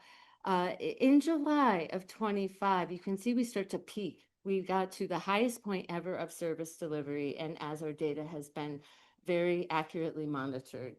And it kept trending through to September to an all-time high, which I think you all can acknowledge is a very significant amount of services to be delivered uniquely and as well for ongoing engagements. That what we do realize is the DCC's charge is also in parallel with other areas of public health focus, such as climate and environmental justice. We have many individuals, whether they might be individuals who are struggling that have been impacted by houselessness, the changes in policy and funding availability, eviction moratoriums, but there are seniors, there are individuals who are living in a variety of different systems and settings that do not have cooling and heating appropriate needs. They come to visit us, and they often spend time in the DCC, which is utilized again as a multi-purpose space, as a heating and cooling center, along with other city resources. It has been paramount, and especially as we know, last summer was ridiculously hot, and it was ridiculously cold, and it was ridiculously cold quicker. I know many people I heard were putting their heat on in September last year, and that, it's hard fast, not till October. But it really is true that you can see the actual correlation to how important it is to demonstrate these resources, and that the community will engage, utilize, and in an incredibly cost-effective and compassionate methodology that's accessible to people, that people want to be and feel comfortable going to. And that is including our collaboration with other community service partners for a variety of different emergency, non-federal designated needs, as well as the more complex ongoing systems partnership that we help build capacity for. So last thing I would like to say, and Charlene, if you could go to the last slide, I could talk all day long. There's so many things really I would love to share with you all. It's just such a wonderful feeling to be up here to talk about good and important positive things, because all city departments are working ridiculously hard for the right reasons. But I do want to say that as public health, we have to be very nimble, and we have to be very reliable, and we are also somewhat invisible and below kind of the underpinnings of how we keep the community members safe and going with unfunded mandates, with regulatory policy, leadership around areas that often don't involve us as the front of issue, whereas we're supporting community organizations from the back, even if that's writing grants for them when we need to write grants for ourselves. That's how you make it work in Western Mass. That's how you make it work in Northampton. But what we hope to do is invite you to June 18th, where we're going to have the 2-year evaluation by the University of Massachusetts Center of Program Evaluation. Some of you have gotten to hear some of their presentations in part. They've been working with a plethora of our partners to really look at the DCC's work. And I do have to say, as much as Commissioner O'Leary prefers not to necessarily shine a spotlight on herself, she shines a spotlight on our city and also on our DHHS, and was selected as a Western Mass representative to be at the Massachusetts Legislature, which I got to watch her present. And I was a little bit late, so it was a little tough ride getting there, but it was so worth getting to see her with Commissioner Goldstein, Senator Comerford, and many other of our representatives. I want to put a shout out. It is not just us, it is our legislative partners. And I had the rare and unique, amazing opportunity to be selected to speak on behalf of the city, representing us nationally at the National Academy of Sciences, which, like, that was so cool. And then I just also want to make it very clear, there's one thing I'd like you to think about tonight that we don't often know about our own community. We're designated as a pharmacy desert. We are designated as a primary care desert by our own state. We do not have enough professionals in the pipeline to serve our community members. I'm sure you hear this from constituents about access to dental care, primary care, urgent care. This is an area we're very concerned about, and we've been working very closely with the UMass Chan Medical School. We have 8 population health only residency for medical and primary care providers in Western Mass. We have 8 students in our legacy program that come and spend time at DHHS to try and attract them to our region. So come talk to us, invite us to city services, be prepared. I can talk, as you can tell, but I really want you to feel a sense of pride around your roles as incumbents. And we want the hard questions, and we want everyone's perspective, and we want you to feel like you belong on our team as public health. So thank you for having me tonight. Appreciate it. Thank you, Michelle. Thank you so much. So thank you all. In closing, I'd like to give you the opportunity, the public opportunity to ask any questions that you might have. And thank you for your time. Okay, thank you. And we'll go to the, we're going to go to the public and then back to counselors. So stick around. I see one hand. Let me just make it so you can use your video. Dan, I'm unmute. You can unmute and turn on your video as well if you'd like. Oh, and actually, Dan, I think I forgot to do this before. Your town. Yeah, as well. I can do it. I need you to allow the video, I think. Yeah, let me see. I thought I did. Let me try again. It says you should be able to start your video. I can try one more time. I don't There's some another place it's that disabled it. I mean, Oh, wait, it's no, not a big deal. try it now. You guys, No, it should work now. No. okay. Yep, I got it. Yep. Okay. Thank you. This is what we got. Okay. Thank you, commissioners. That was a great presentation, great slides. Thank you for all you do. That's amazing. I've met a lot of people who rely on the services you provide, and they're very appreciative. Quick question. Speaking of the federal investments, which that was a really bleak picture that you guys painted. March of this year, I know that our Congressman McGovern got an award of $500,000 for Northampton. That was specifically to provide daily access to shelter, meals, hygiene facilities, housing support, basic medical care, workforce services for residents facing poverty, housing insecurity, health disparities, basically everything that you guys just detailed. And again, at $500,000, that's well over 1/3 of your budget. Even about 1/3 of the budget that you're asking for next year. So that could make a real difference, especially when we're talking about these shortages and stuff like that. I just wonder if you've had any access to the money. I see that that isn't going into the budget.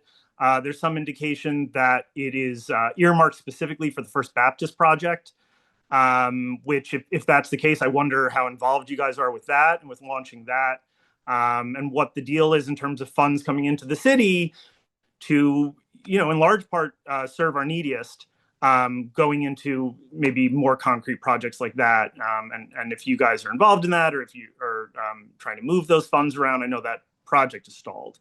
I just want to make sure that that money is getting from the federal government to the people that need it the most in our community as soon as possible. Thanks. And we're just going to see where you like to compile the questions. Sometimes it's not necessary, but sometimes is there anyone in the Is there anyone in the room from the public that would like to make a comment or ask a question? Come on up. And just your name and your town as well, or city or address, whatever you want.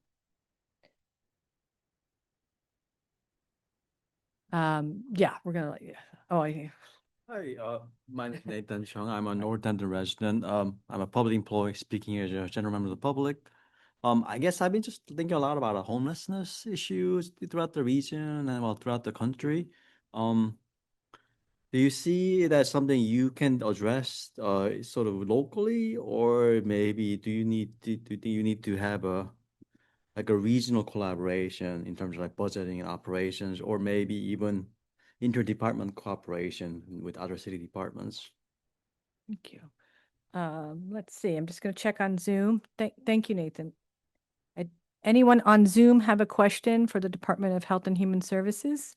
You can raise your virtual hand. And if not, we'll go to the questions. Okay, let's go. So I think there was 2 questions. If you remember, we can relay them back to you if you'd like, or you can just answer them. Do you want me to rephrase the questions for you? Sure. Okay, so one, the first questions were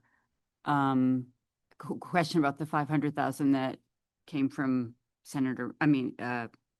McGovern's office, or where did that money go? Is it going to the Resilience Hub? Are you involved in that? So great question.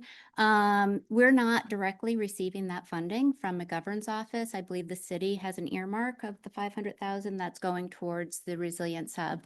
We do leverage funding from our senators. Joe Comerford has given us some earmarks.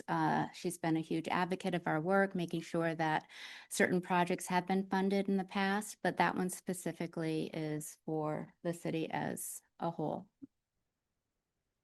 And then the question of what's your involvement in the Resilience Hub, I think. Oh, what's our involvement in we support the Resilience Hub 1,000%. It is such a resource that is so needed here in the city to serve our community members, especially our most vulnerable community members.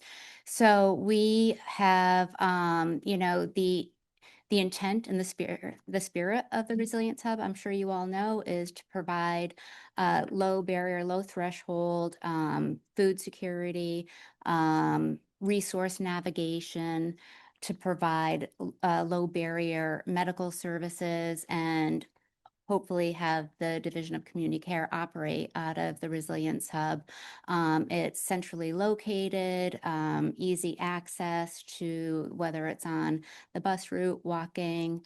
It's a centralized place that people can hopefully receive all types of services that they might need. Also being a very flexible type of space that, we can host meetings in, or, community events can be held there. So full support of the Resilience Hub. We have been part of the communications citywide with the architect, having input on what our thoughts on what a trauma-informed space should look like for the Resilience Hub, specifically areas where the DCC or whoever it might be, MANA or our community partner may be, that works with people who might have lived or living experience. So. Okay. The next question was related to the houseless issue. is it something you can address locally, or does it need to be regional, a regional collaboration or an interdepartmental collaboration? It's much bigger. It's a national crisis that we're facing when it comes to housing and stability. And the face of the unhoused has changed significantly over the past few years. You know, the demographics, we're seeing a much older population on the brink of losing their housing support, stability. So it's much bigger than just a local or a state need. We at the DHHS and the city also, we sit on many housing, regional, statewide, national housing collaboratives. We advocate for funding, we advocate for policy change. It's much bigger than the DHHS or the city.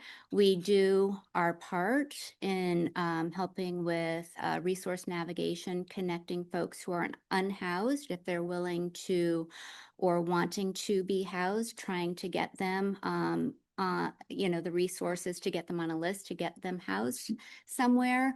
In the meantime, we often try to mitigate risks and harm living in the streets of Northampton by being able to provide emotional support, being able to provide behavioral health support, whatever it is, you know, meeting people where they're at is primarily what we do with the DCC.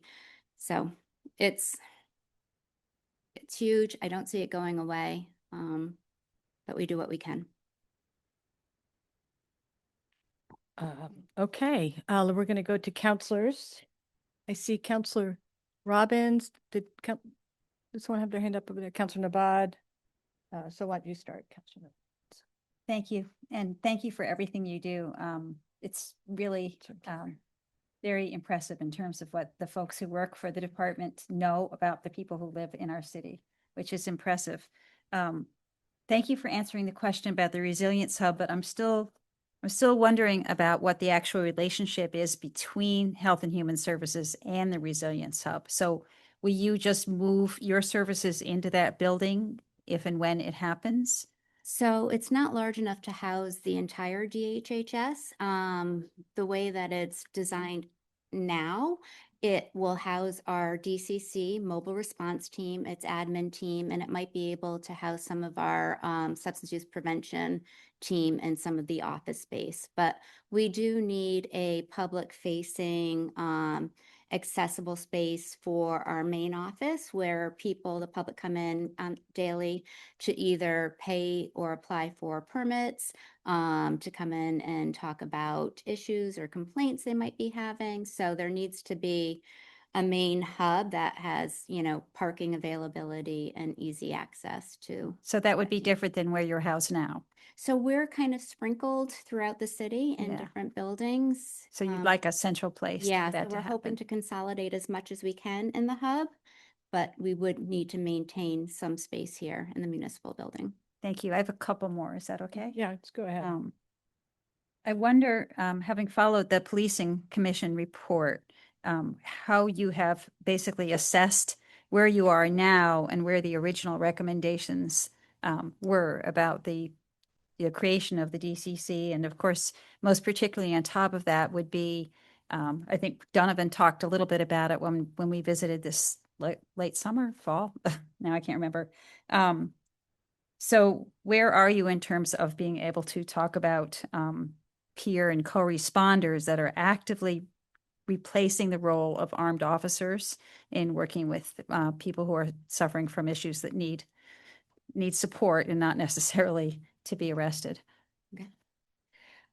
It is really an exciting process to be able to look at, like I said, the charge and kind of blueprint that the Policing Review Commission laid out. It was an aspirational document based on many factors that would be unknown. And I can use the example of the hope that the DCC might have a role in acting as parking or a type of law enforcement activity that there is no regulatory path, for instance, for a community responder to necessarily do. But outside of that, I can personally attest that the DCC has exceeded what I could have imagined in the first 2 to 5 years would be possible. And I only can, really compare to what I've seen nationally in other programs in my experience because of the collaboration with other city departments. There was no resistance once the DHHS and the police department dispatch director, as well as our fire chief came together. It was, a very open, transparent process of sharing concerns, things around liability and risks, and also the legality of the process, because we are a public health authority and there is a certain autonomy that we're actually privileged to hold. And in the state of emergency is actually an important and critical function that we play as a convener of emergency responses. But what I think was really wonderful is that we didn't do or try to do it all at once. We really tried to train with every idea and conceptualization of how the community would engage with us. And so what I would respond to that, and I say this with a total respect, is that we couldn't force the community to engage or participate or necessarily want the DCC to be a response in all cases. Some people really do feel or will request or say, and then there's the role of dispatch in the process of assessing for risk and liability that they have regulatory provisions they have to do. But what we have been astounded by is the community knew what they needed and our skills were. So that part was really revealing to see that as much as we wanted to do and as much as we believed we were hopefully going to be able to accomplish, the community already had an idea of what we could do for them and what we would be good at. And that is what I think you can attribute the incredible volume that we've had as far as the data goes. And really, it's about self-presenting engagement. People come back multiple times, and this is on their own initiation. No necessarily coercion involved at all. And that's a really lovely way for us to be able to know that we are providing a service that people feel is helping or is serving them appropriately. So thank you for that. And I think, that's a blessing in many ways, but the policing commission priority was around being able to have your staff be able to answer as unarmed support for people who were experiencing trauma, who were not in a position to inflict harm or, in any other way. And I think Donovan said he was meeting monthly with the police chief to look at the calls that dispatch made, but it was unclear whether or not they had come to a resolution about which of those calls actually could have gone to DCC and where that progress is now. Sure. So as Michelle mentioned, it's been a phased-in approach on the types of services and calls that we do take. We want to make sure that we don't do harm to the people that we serve, nor the people that are doing the serving. So super important. When we started the DCC, we didn't understand that there was a regulation in place that wasn't going to allow for dispatch to directly call the DCC to dispatch us out to services. So we had to overcome some barriers, what you don't know. So with that, we decided to work collaboratively with dispatch, fire, and police and talk about what types of services based on what type of training that we have, and we're unarmed, makes sense to give to refer to the DCC. So at our monthly meetings, we established a metric where, if you check this box, it goes to the DCC. If not, so on and so forth. So we started off with maybe a handful of different types of calls that the DCC could be referred to from dispatch. And then at the end of the month, we assessed the calls that might have been able to go to the DCC, but didn't, because we haven't had a discussion around it to see if we have the capacity and the training to be able to go to those types of calls. So it's an ongoing process. And if I could just, I am so thankful for you probing for more specific information, and we were very excited again when you came to visit to speak openly about the lessons learned and the things that we're working towards. That's part of what the June 18th presentation involves by the UMass Center for Program Evaluation, who have been assessing the dispatch and 911 data, as well as our colleagues at the Law Enforcement Action Partnership LEAP, who did the prior assessment to look for ratios for lost opportunities, updating our call matrix. And the most important and kind of fun fact in this process is because we self-dispatch, the same type of call that might have went to Northampton Dispatch, someone can pick up the phone and call us directly. And so part of that is communicating on what those outcomes look like and what the interventions look like to create updates to the workflow for dispatchers, that they're asking the right questions and also able to communicate on what the responders are able to do. And I just want to remind our council that we are a non-clinical intervention. We embody workforce accessibility and equity. There were barriers removed to become city employees for a non-traditional municipal employee fully benefited role as part of the charge to create DCC. So it is intentional, and that is the barrier with regulation, is if there was a medical need for EMS and fire is the DCC, and sometimes behavioral health and medical can get a little bit blurry. But one thing I just want to say, sorry, is like part of our charge is also to reduce unnecessary mandated sectioning, transports by EMS to the ED and ED boarding, which are all a big issue for us in Western Mass. And that I can tell you, we are significantly making a dent in progress in. So that is exciting, and I hope you'll come.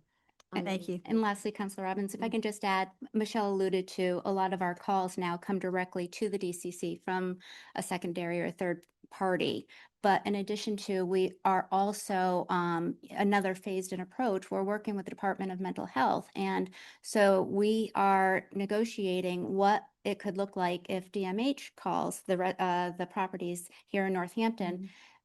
Could come right to the DCC instead of going to dispatch. And we're assessing how many of those calls right now a month go to dispatch that could come to us. So we're always thinking about how we can reduce the load that go to dispatch and then go to the police department and just come right to the DCC. In the risk. Thank you. Thank you so much. Councilor Nabad, I believe, and then. I just want to say thank you. Aw, thank you. Excellent. Vice President. Hunter. Thank you. So if I could read my writing.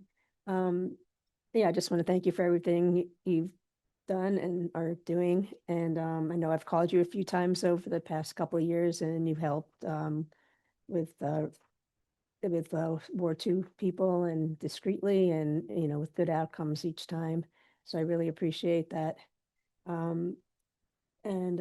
Just to and what Councilor Robin was saying too, I appreciate you rolling this out slowly, because sometimes you don't know till you get to the person what kind of situation you'll be walking into. So I think the worst case scenario would be to rush things and then have something horrible happen, and it would shut down everything. So I think it's really good to be cautious the way you're handling it now. And then also, while you're figuring all this out, you are also helping people that came to the DCC, and you weren't just sitting waiting for to figure out what to do. So and then I was really disturbed last year. I heard that there was some talk about not wanting the DCC in Northampton. I was pretty horrified when I heard that comment. I know you have the DCC has an extremely small budget, and you've helped thousands of people now. And what would happen to these people if you guys just disappeared? Yeah, I know.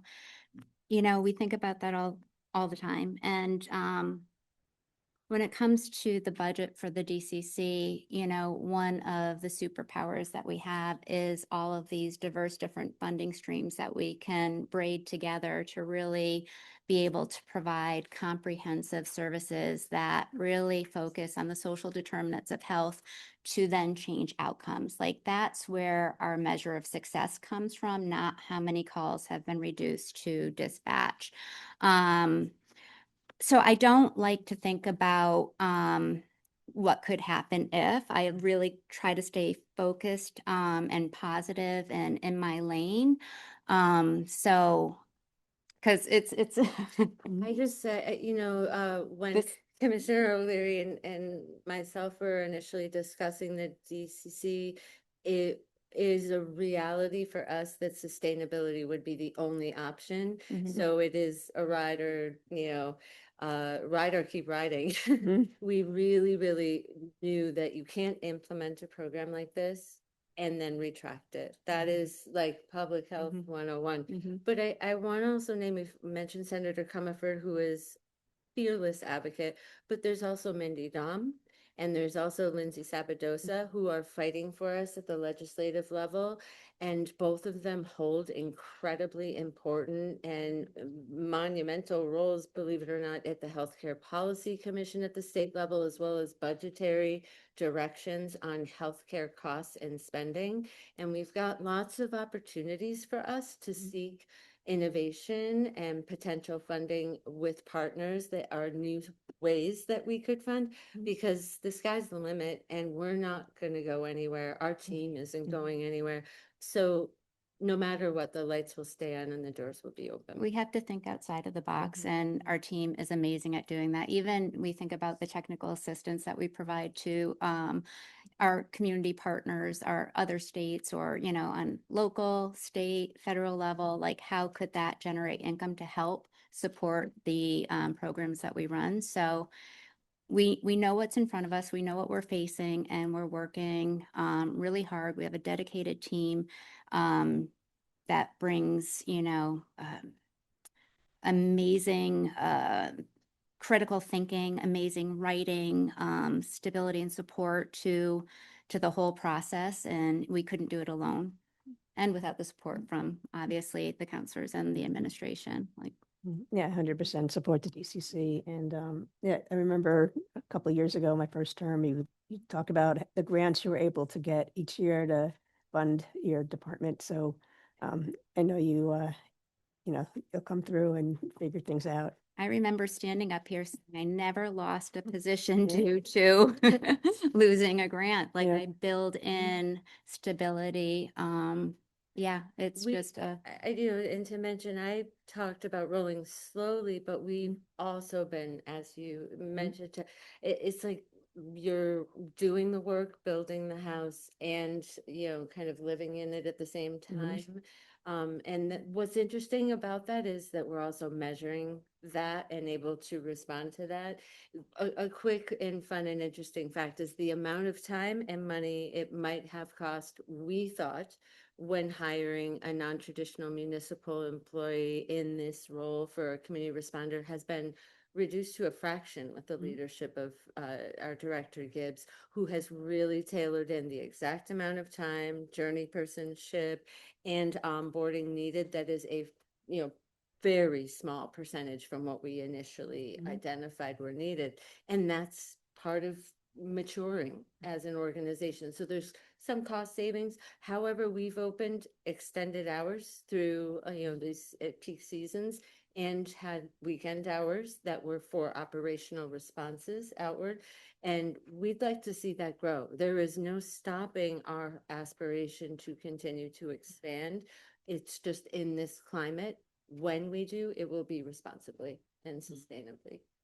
Yeah, you. I appreciate that. Thank you. Okay, thank you. Councilor Perry and then Councilor Loizzo. So again, for the presentation, I'm gonna switch a little bit from the DTC and go over to the Division of Inspectional Services. I saw that there was been positioned in grant funding. I'm just wondering what the workload has been, how you guys are handling the division has been. So can I repeat it? Because no one heard this again. Mic was off like an amateur here. So I was going to switch to the Division of Inspectional Services. I saw there's a position that's pending grant funding and wondering about what the workload has been for that division, sort of how things have ebbed and flowed and what your thoughts are towards that position. Sure. So we're able to manage it. It was a regional inspectional service position.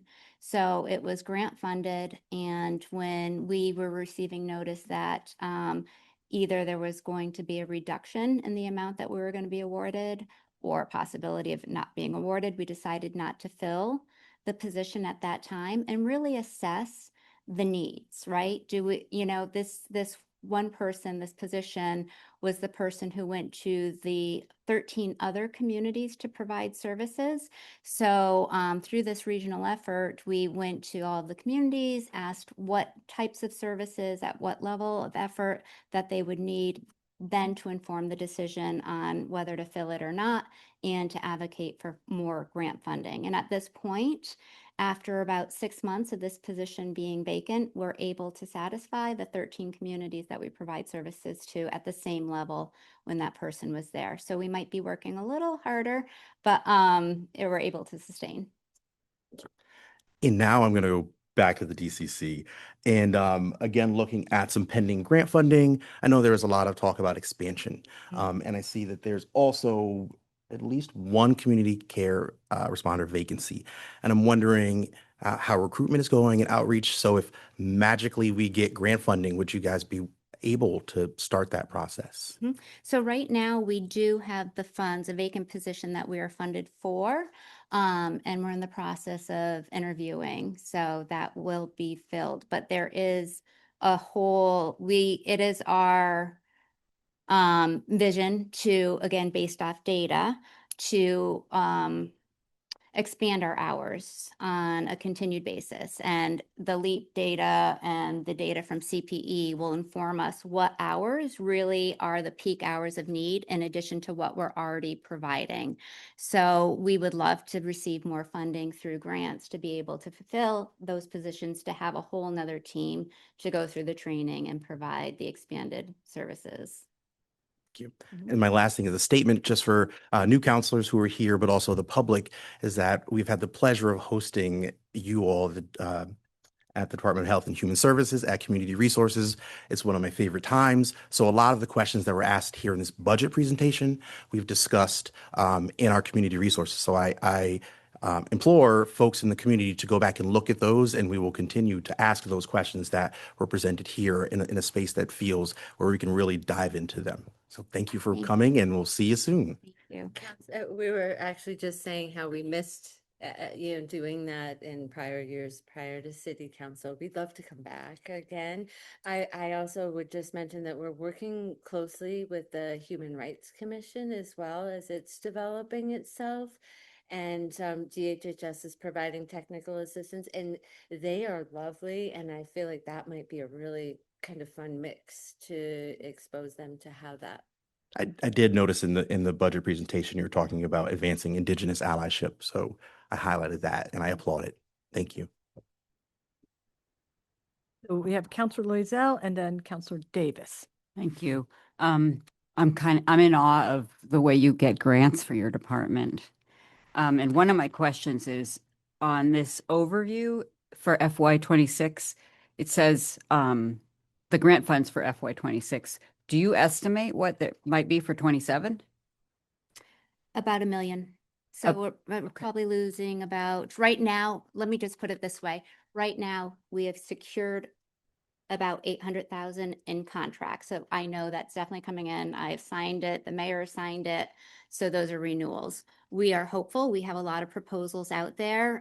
Some of it's throwing spaghetti at the wall, hoping it will stick, but others are very sound proposals that, hopefully that will get. But it is extremely competitive right now because we're not the only ones that have lost funding. A lot of people and organizations are going after the same pots of funds that are out there. It really hurts our hearts when we have been poised, have been positioning ourselves for many years to receive continued funding through federal procurement.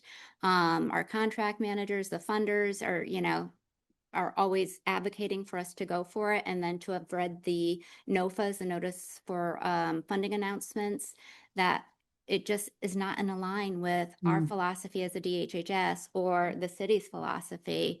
So it was really heartbreaking, after 8 years of receiving these grants awards through SAMHSA, and kind of thinking that we were going to get it, for at least another 4-year term, if not more. So we've had to, I love this word, shiv it.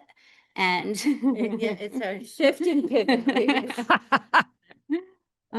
But we're doing it, and we're keeping the lights on, and so far we're keeping everyone employed.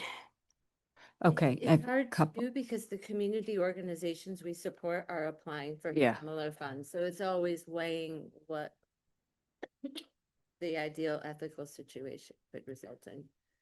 I have a question about the graph that was on the first page where, not the pie, whatever. You have technology team in there. And so you have your own technology team that isn't IT? We do. Yeah, they are public health technology experts, subject matter experts. So it's really about, we use software and data programs that aren't through the city, like Luigi had mentioned about the water enterprise system. Okay. We use similar systems to like something like a hospital would use. So we have this team to manage this. Oh, so for DART and Data, stuff like that? yeah. Oh, okay. DART, the DCC, Okay. case management system. I can also speak to the fact that we're very excited, and I think I probably was one of the people to say, oh my gosh, Luigi, in his background, actually has an alignment with the technical ability in his knowledge areas, where we were often ahead of some of the technology capacity as the city was exponentially growing. And this was before COVID and securing grant funding for those positions, as well as the technology we needed to operate programs regionally with multiple different sectors. It's very cool what we've been working on, and our real important and most critical responsibility as public health is to ensure people's privacy, being compliant with regulation, and making sure that we can secure data sharing between systems of care. And we have a lot of respect, and we've earned a lot of, I guess,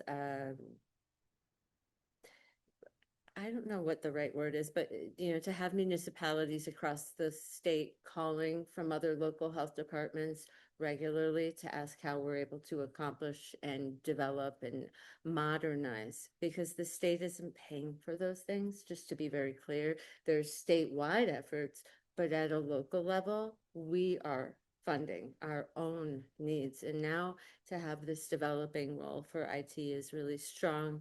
We meet regularly, monthly with IT, and I applaud Luigi and his team for their capacity, but I wouldn't want to burden them with the load that we have to maintain. And it's 2 positions grant funded. They also support the regional technology work that we do in the 13 communities through the Public Health Excellence. Final question. Wondering, in terms of the harm reduction work, how important you think it is to have an overdose prevention site in Northampton? Yeah, it in its essence, at its core, that is harm reduction. So very important. I've written to our state leaders and representatives on how, and I'm not saying it has to be here in Northampton. Everything is data driven, but in the region, there should be one. And I'm a super advocate for an OPC.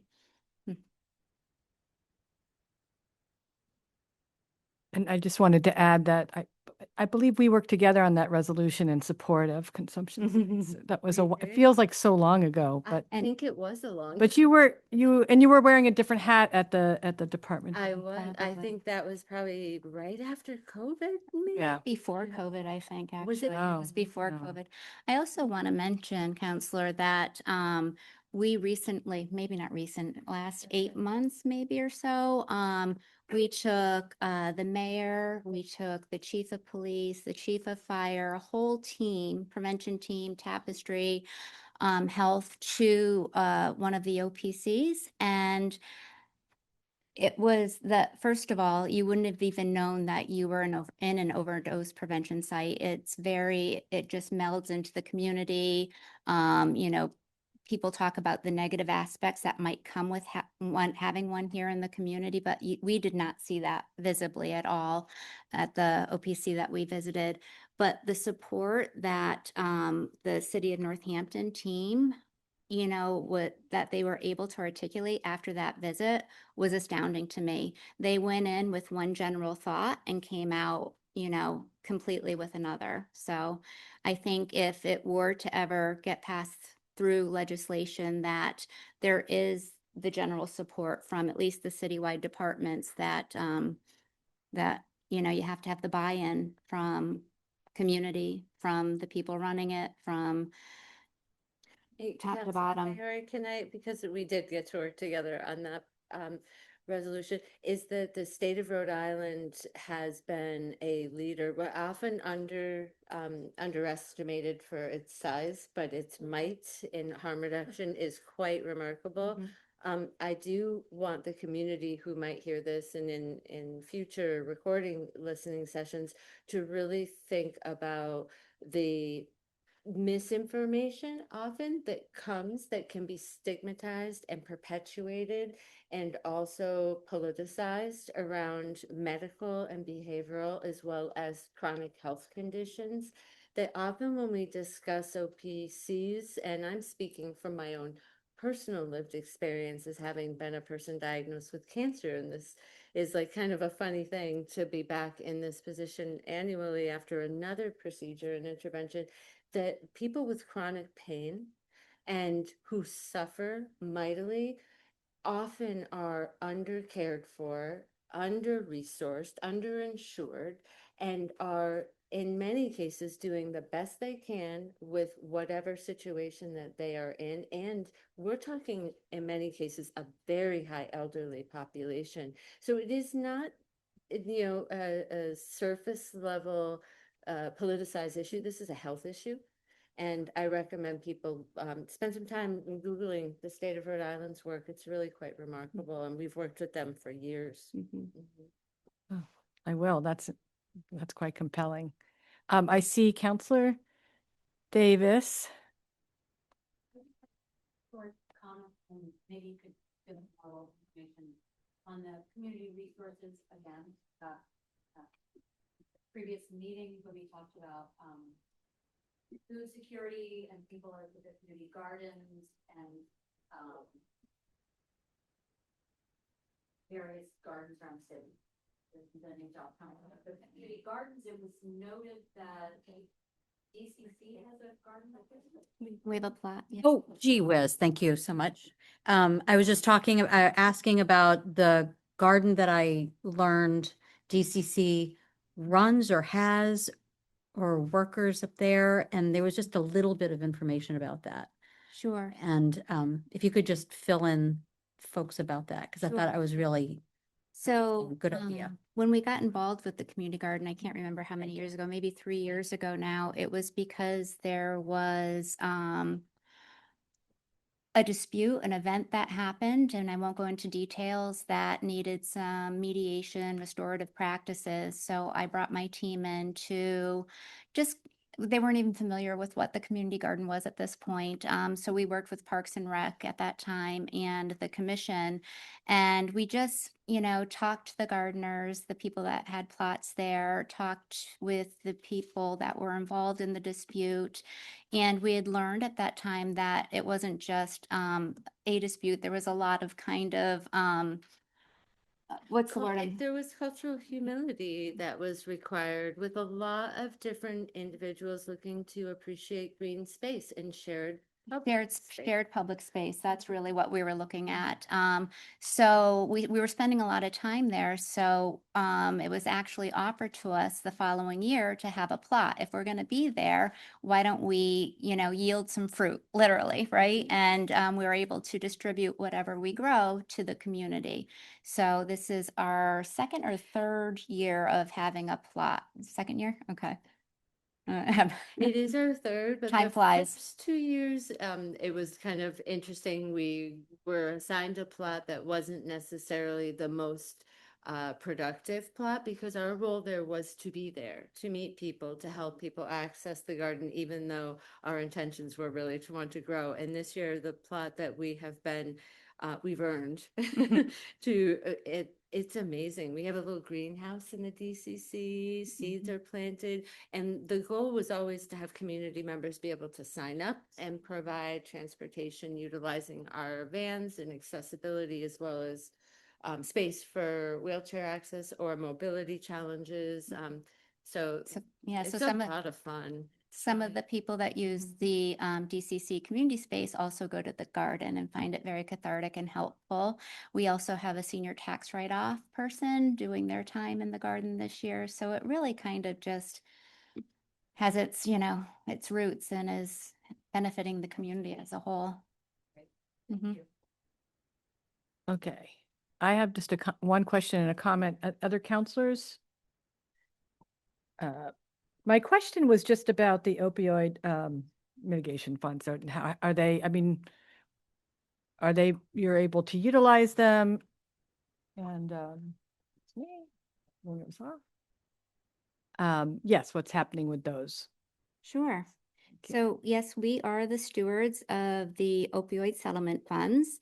Every year we are designated a certain allocation, and I can't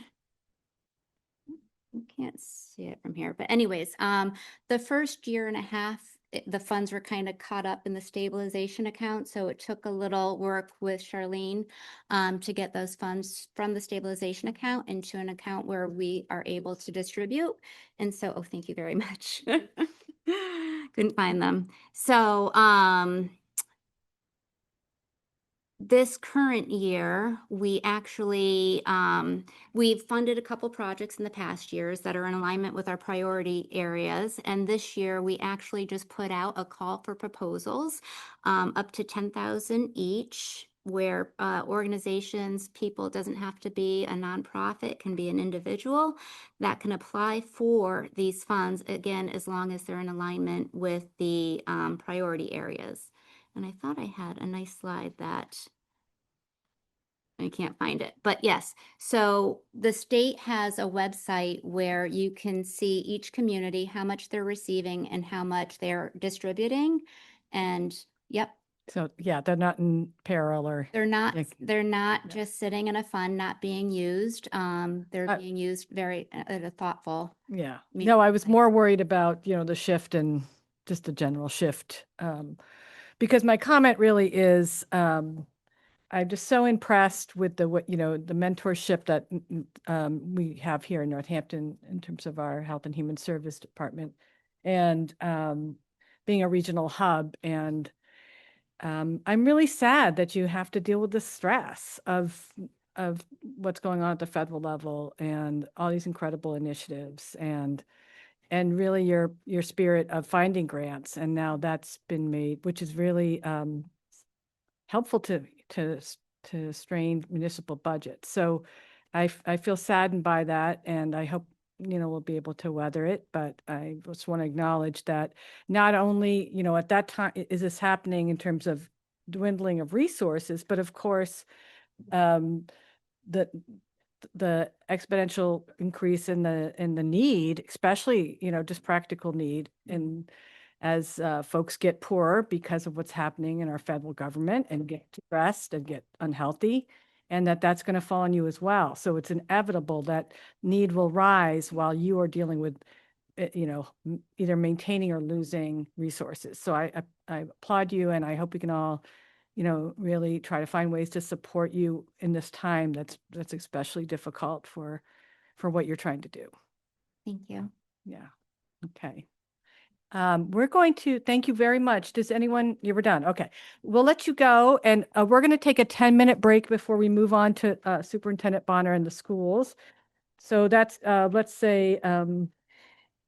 just say 8:20. We will return with the schools.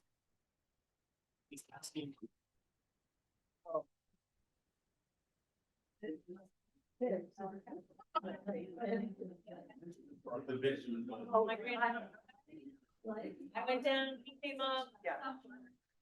Yeah. Never say that word. Yes.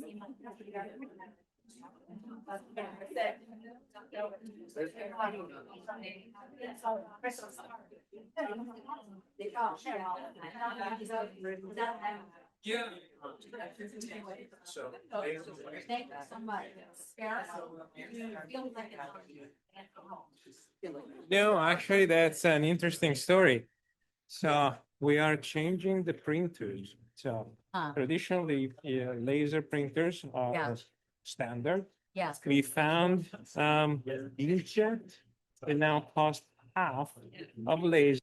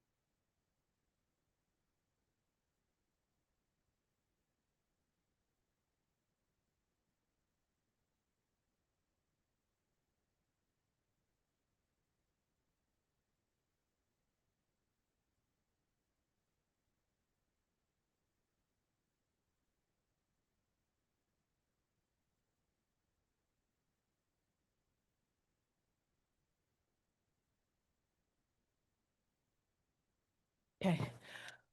We're going to get started again.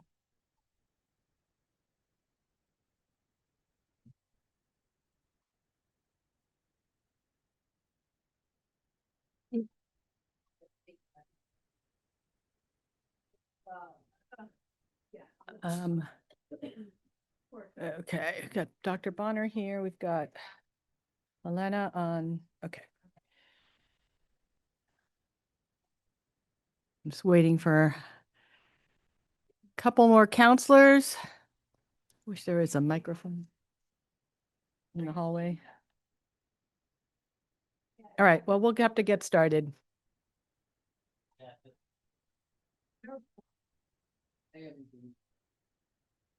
Do we have to hit recording again? Okay.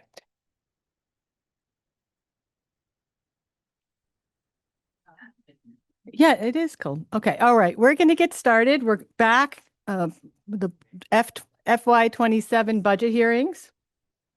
We're now on to our school department, and we have Superintendent Dr. Bonner here for a presentation. Just a reminder to the public that we are going to hear from the superintendent. We're going to have additional comments by the vice chair of the school committee, and then we're going to go to the public for questions and comments. We'll compile the questions, and then they'll be directed to, we will direct them to the proper department or, person. But so all questions should be directed to the council. So with no further ado, welcome. Thank you for being here, Doctor. All right, thank you. Good evening to everyone. So I'm going to ask you just to advance to one slide. The school committee approved an operating budget of $56,317,261 for the 2026-2027 school year. The total budget is comprised of the following funding sources: the city appropriation of $50,372,969, grants and revolving funds, $5,542,316, the Special Education Stabilization Fund, $235,310, and Smith College donation, $166,666. Could you advance the slide for me, please? Originally, the school committee reviewed 3 views of the budget: a level service budget, which was $46,599,217 at a 6.79% increase. The city targeted budget, which matched the level service this year, and then the strong budget at $50,372,969, which is actually a 15.4% increase over the base, this year's base. Please advance the slide.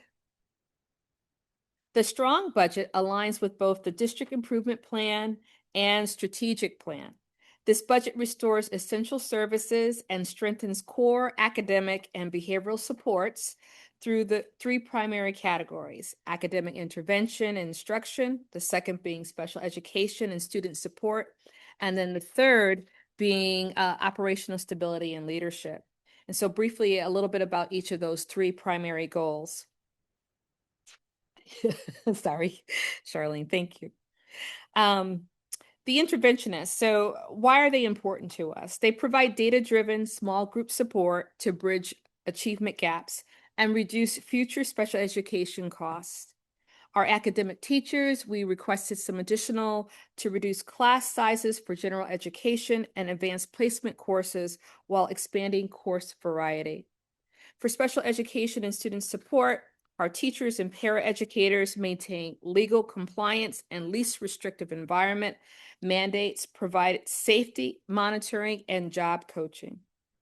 We made a request for an additional Associate Director of Student Services to provide oversight for complex legal and educational special education requirements. In the third area, operational stability and leadership, there was a request for adding a dean of students to engage our students, and also a director for after-school programs. For our business office and custodial needs, we requested additional staff to manage increased payroll and benefits processing, and a floater custodian to maintain sanitation standards during staff absences. For our non-personnel needs, we requested additional funds for professional development, technology, and 504 accommodations. Please advance the slide. So, no, go back one. Thank you. So next year's enrollment is projected to be 2,243 students, continuing a downward trend expected over the coming years. Notably, the 9th grade class at the high school will decrease due to approximately 30 students moving to Smith Vocational and others enrolling in the Pioneer Valley Chinese Immersion Charter School and other charter schools. Please advance the slide. So our students are comprised of 32% of diverse race and ethnicity, 42.2% are high needs students, 24.8% are students with disabilities, 4.1% are English language learners, and 30.1% are low income students. Please advance the slide. Our overall, as I pointed out, our enrollment is declining. The slide that you see on the screen is also in the mayor's budget proposed book, and as well as if you receive the school's huge binder that has a lot of information and data, you may have seen this chart. And so this chart was done by an outside service that did a projection of enrollment over the next 10 or so years. The district is projected to experience a significant and steady decline in total enrollment over the next decade. K through 12 total enrollment is expected to drop from 2,340 students in 2025-2026 to 1,728 students by 2035 and 2036. Our pre-K through 12 enrollment, including pre-K, the population is projected to decrease from 2,382 students to 1,772 over the same period. The overall loss represents about approximately 600 students. That's about 25% in 10 years. The birth rate and entry trends, some pieces of data that we're also looking at is the long-term decline appears to be driven by a downward trend in birth rates within the community. Record births peaked at 154 in 2020, but are projected to hover between 129 and 137 for the remainder of the forecasted period. Our kindergarten sizes, our kindergarten classes currently, which started at 138 students in 2025-2026, are projected to shrink and stabilize at around 111 to 113 students by the mid-2030s. This enrollment shift is structural and cannot be isolated to a single cause. It is influenced by a complex matrix of housing costs and availability, local job market shifts, regional migration, school choice perceptions, and evolving curricular offerings. Our current high numbers in terms of our grade level, the highest enrollment numbers are currently found in the upper grades, which you can see on that chart. For example, in this current school year, 2025-26, our 11th grade cohort has 241 students. That will decline. So as these larger cohorts graduate, they are being replaced by significantly smaller incoming classes, leading to the overall contraction of the student body. The projections categorize the data based on the certainty of the student population. Our projections for older grades in the near term are based on students already enrolled. Our moderate certainty middle term projections for younger grades are based on children already born. And then the estimates long-term projections for pre-K and kindergarten are based on an estimate of birth. So that tells you in terms of the reliability of the data that's been projected on the screen. Slide 8, please. Next slide. So a little bit about our staff. The district has seen growth in staffing of 53.06 FTEs, or a 10% increase in staffing over the last 6 years. Enrollment in the same period has declined or decreased by 11.84%. The largest growth in staff has been in paraeducators at a 46% increase. Our special education staffing, currently the district has 54 full-time special educators and 152.2 paraeducators. As revealed in the recent independent study, our case report, which you probably heard our school committee speak about frequently, our current ratio of elementary special education programs average 8.4 students per teacher. Of course, this varies across grade levels and schools. Staff could have 3 to 16 students across all grades. JFK, we see an average of 9.6 special educator teachers per 100 students, while at the high school, 7.3 teachers per 100 students. In terms of our general education staffing, we are trying to maintain our average class sizes for our elementary level to be 25 or fewer. Of course, smaller numbers in our kindergarten classes. JFK and the high school class sizes are around 25, but some of our electives and our advanced placement courses may be slightly larger. At the high school level, staff may override established caps to accommodate students' enrollment requests. Our goal is to make sure that students receive the classes that they desire to attend. Next slide, please. So going back to our 3 versions of the budget, and now actually there's only 2.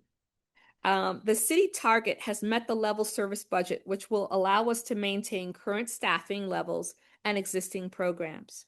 We will be able to continue to meet the needs of students and expansion of the RISE program, but does not add the additional supports that the strong budget prioritizes. Next slide, please. The strong budget emphasizes a direct investment in instruction, targeted support for diverse student populations, new after-school programming, and addresses the growing social emotional needs of students while also aiming to improve core academic areas and safety.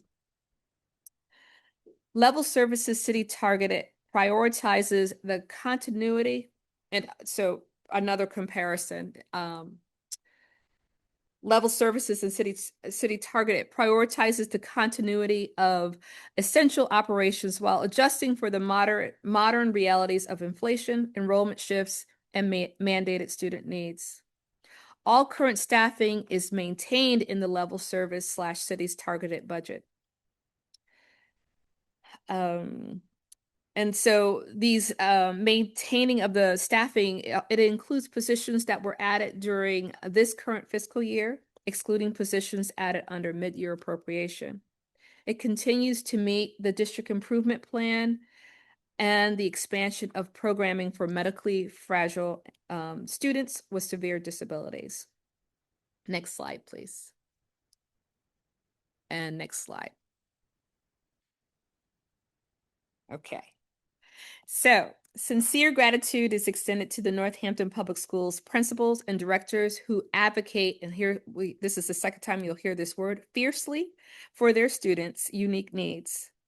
A special thanks to Bobby Jones, who will be retiring, who is our current business administrator. She'll be retiring in August, who is also available virtually on the screen.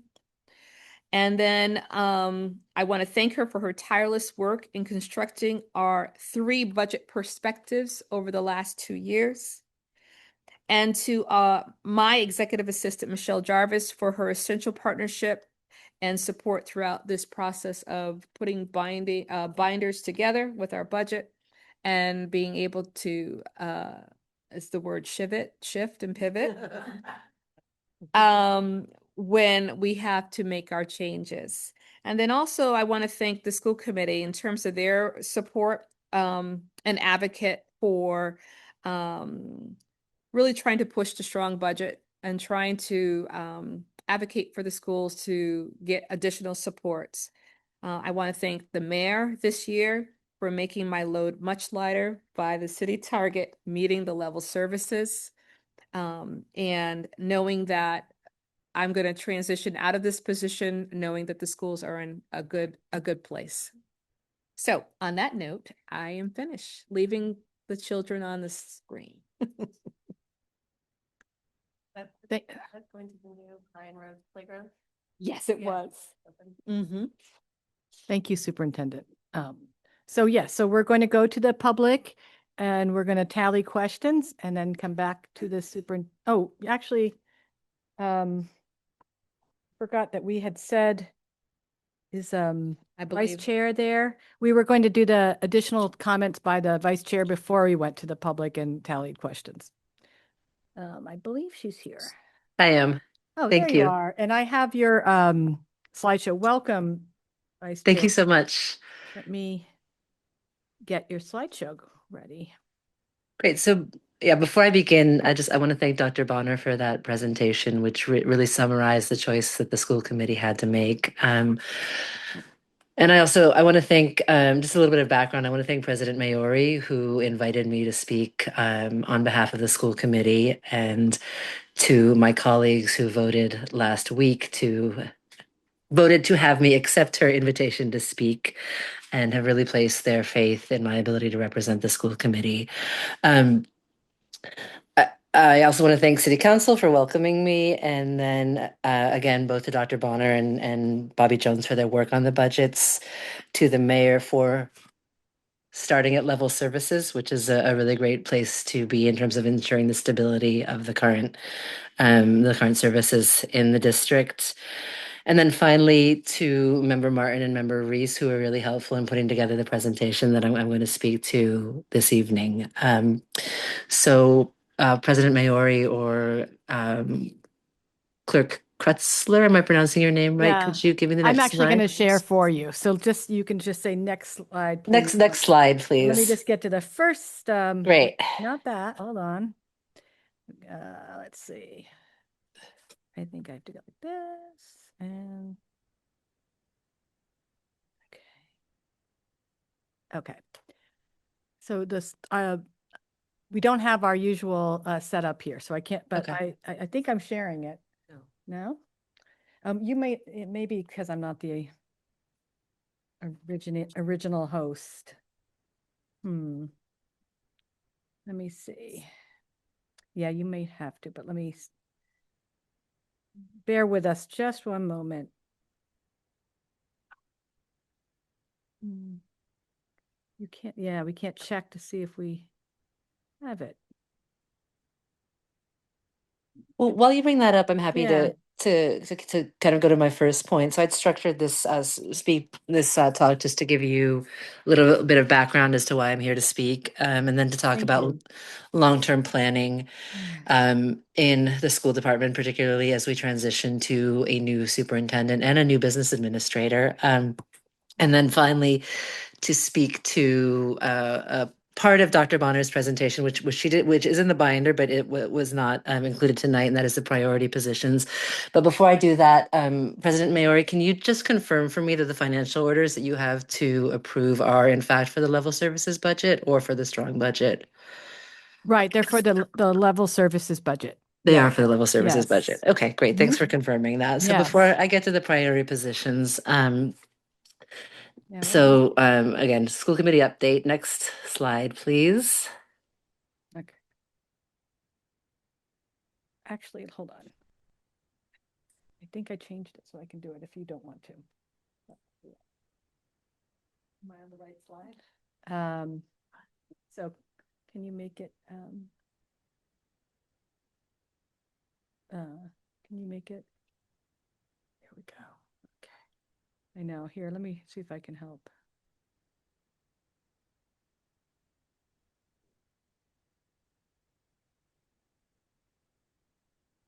Okay. Yeah, so if you could, so the first slide we just was that brief summary of what I'm going to speak about.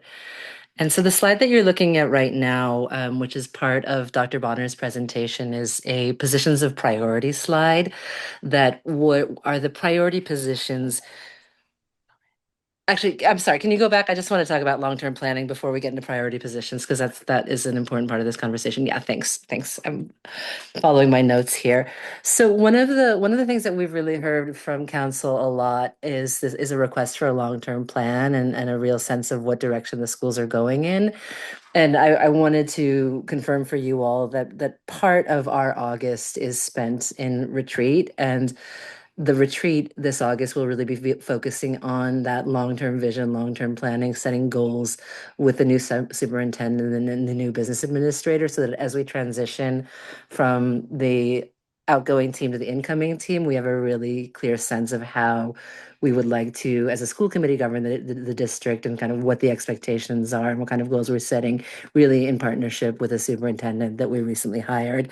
So I wanted to speak very publicly to our commitment to that, so that you know that as we move through this budget process this year, you can anticipate from us in future clarity around what direction we are hoping to take the district in, as a committee. Okay, so next slide, please.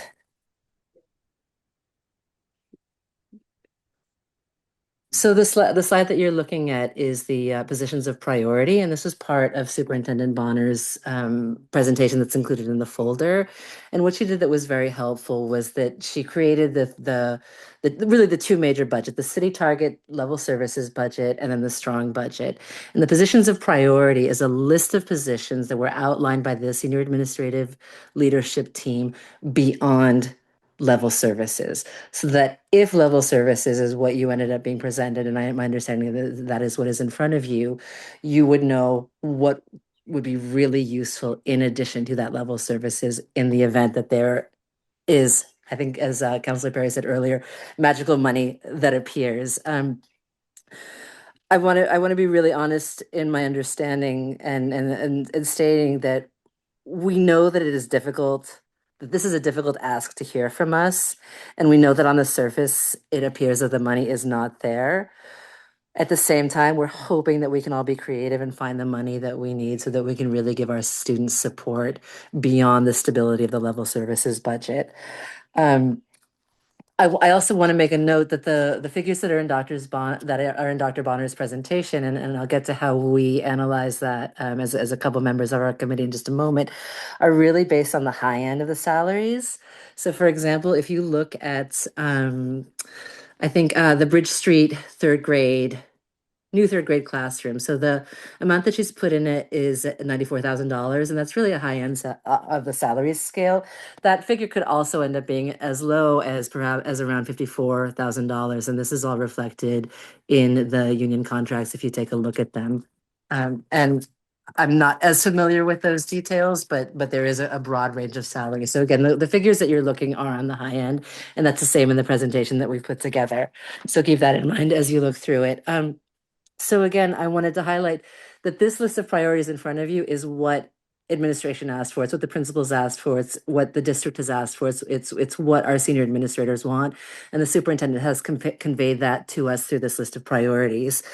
In order to make it really easy for you, and this was something that we had hoped to do in our meeting, I think it was 2 weeks ago, and then the timing didn't work out. Then we had a follow-up meeting, and unfortunately, Dr. Bonner wasn't there, so we were not able to talk through the priorities with her. And what we'd wanted to do and what we did do, and I want to be really clear that as a school committee, we have voted on this priority list. But the presentation that I am giving to you, we did not have a chance to vote on. So it is something that the entire body has not seen, although I have worked on it, as I said, with Member Martin and Member Reese, so that we've stayed below a quorum. So just keep that in mind as you're looking at that one is a full representation of the school committee, and then one is what we had hoped to have approved, but we're not able to because of timing. Again, to me, it's a priority to advocate to the schools. So we are bringing this to you, even though it was not fully approved by the body. And I hope that they will be forgiving with me about that. So anyway, just to say that we wanted to make it really easy for you. And so we wanted to prioritize these priorities so that if you found extra money, you would have a set of priorities in front of you and you could say, okay, here's where we're going to draw the line. So if you could go on to the next slide, please. without going into the specifics, this is how we've organized it. So we have 6 sets of priorities, then we have 2 district priorities, and you can see the percentage increase above the current city budget. In addition to making it easy for you to understand this, we wanted to just give you a little bit more information about what the current needs are of the district and the things that we're thinking about, the things that administration is thinking about, the things that the superintendent is thinking about. And although level of services is a form of stability for the district at this time, we really want to be in a position, I think as Member Jules said when we voted on the budget, to restore positions, to do whatever we can with what we have available to work on restoration. And that's something that that potentially we could start to do this budget season, but it's also something that we really want to look to as we transition into new leadership. So next slide, please. Actually, sorry, before you go on, let's just stay there one more minute. I do want to add that, we are not the superintendent, we are not the administrators, we are a publicly elected body, and we really represent the interests of the constituents. So the information that we have put together came from a number of different stakeholders. And while primarily it represents the administration, it also takes into account what we have heard as the need. So please take that into consideration as you balance the asks that are being put before you. Okay, so the next page, and because there's time, I'm just going to focus on really the first level, the first set of priorities. And that is a very specific ask at each of the different schools. So at Bridge Street School, there is a very large 3rd grade cohort coming in. They are in need of an additional 3rd grade classroom. I'm going to jump down to JFK. JFK is in need of a science teacher, and the very specific need here is this is a lab class, and currently there's a projected high number of students in that classroom, so an additional science teacher would allow them to more safely do their lab work. Then the high school, and if you can scroll down just a little bit to show the high school. Is that? Thank you. Yeah, okay. So the high school is really in need of a dean of students. One of the challenges that they've been facing is around the bathrooms and use of the bathrooms, and having someone in place to really support some of the student needs and student relationships would be really helpful to the high school.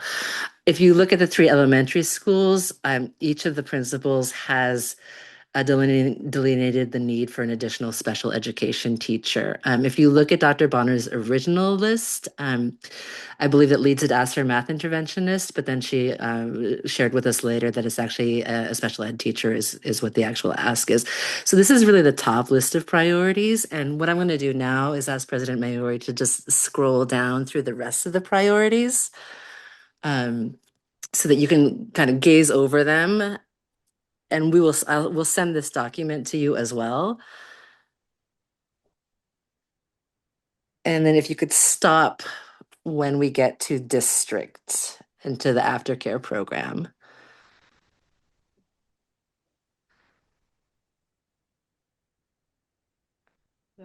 So scroll through. Yeah, scroll down as you get to, okay, so aftercare program. So stop at aftercare program. Actually go back up again. Yeah, thank you. So we are implementing a new district-wide aftercare program that's going to provide aftercare at all 4 of the elementary schools. Leeds already has a program. This will be in addition to the Y, who's currently running their programs. We've hired that person. There's not currently, as I understand it, money in the budget for that person. So this is a need that's going to have to be met, and we need to figure out where that money is going to be coming from. Then if you can keep scrolling down, I'm going to just go down to the recap. I think there's a summary slide. Right. Oh, up one. So to the top.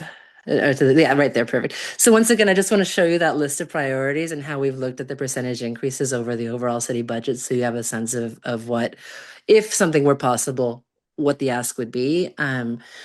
And leave it there and say, once again, thank you so much for having me come to speak with you. We really appreciate the attention that you're giving to this and whatever support you find possible for our students and for the district. And I'm going to hand it back to President Maori now and just ask that when you do ask questions, if you can be really specific as to whether you're addressing me or the superintendent, because we have very different roles, and her knowledge particularly of this budget is much stronger than mine is, as she is the person who created it. Thank you so much. Thank you, Vice Chair Bartoli. There you are. Are you able to stay on Zoom while we go to questions? Great. And of course, questions will be directed to the council. So thank you so much for being here. Yeah, let's go to questions and comments from the public, and we'll start in person, and then I'll look on Zoom as well. So just your name and Hi, everybody. state. Kathy McNally, Ward 1, Northampton. So I noticed in the two presentations, some terms were used and some emphases were made that were surprising to me. One was that the superintendent spent a great deal of time talking about decline in enrollment over 10 years. And I was a little bit surprised at that because we are talking about this year's budget. And so this year's or next year's student body is generally known. I think that's a very interesting topic and important, and I'm sure the superintendent's information was correct and authoritative. I just wonder, should it have had so much weight when we're talking about specifically this year? You're not talking at all about 10 years, I don't think. The second thing is that the superintendent did a very nice job. Those of us in marketing, fundraising, public speaking know that when you're trying to sell something kind of crummy, you use some language. And so she said the strong budget would prioritize growth, et cetera, addition. And then she said the level services budget prioritizes stability.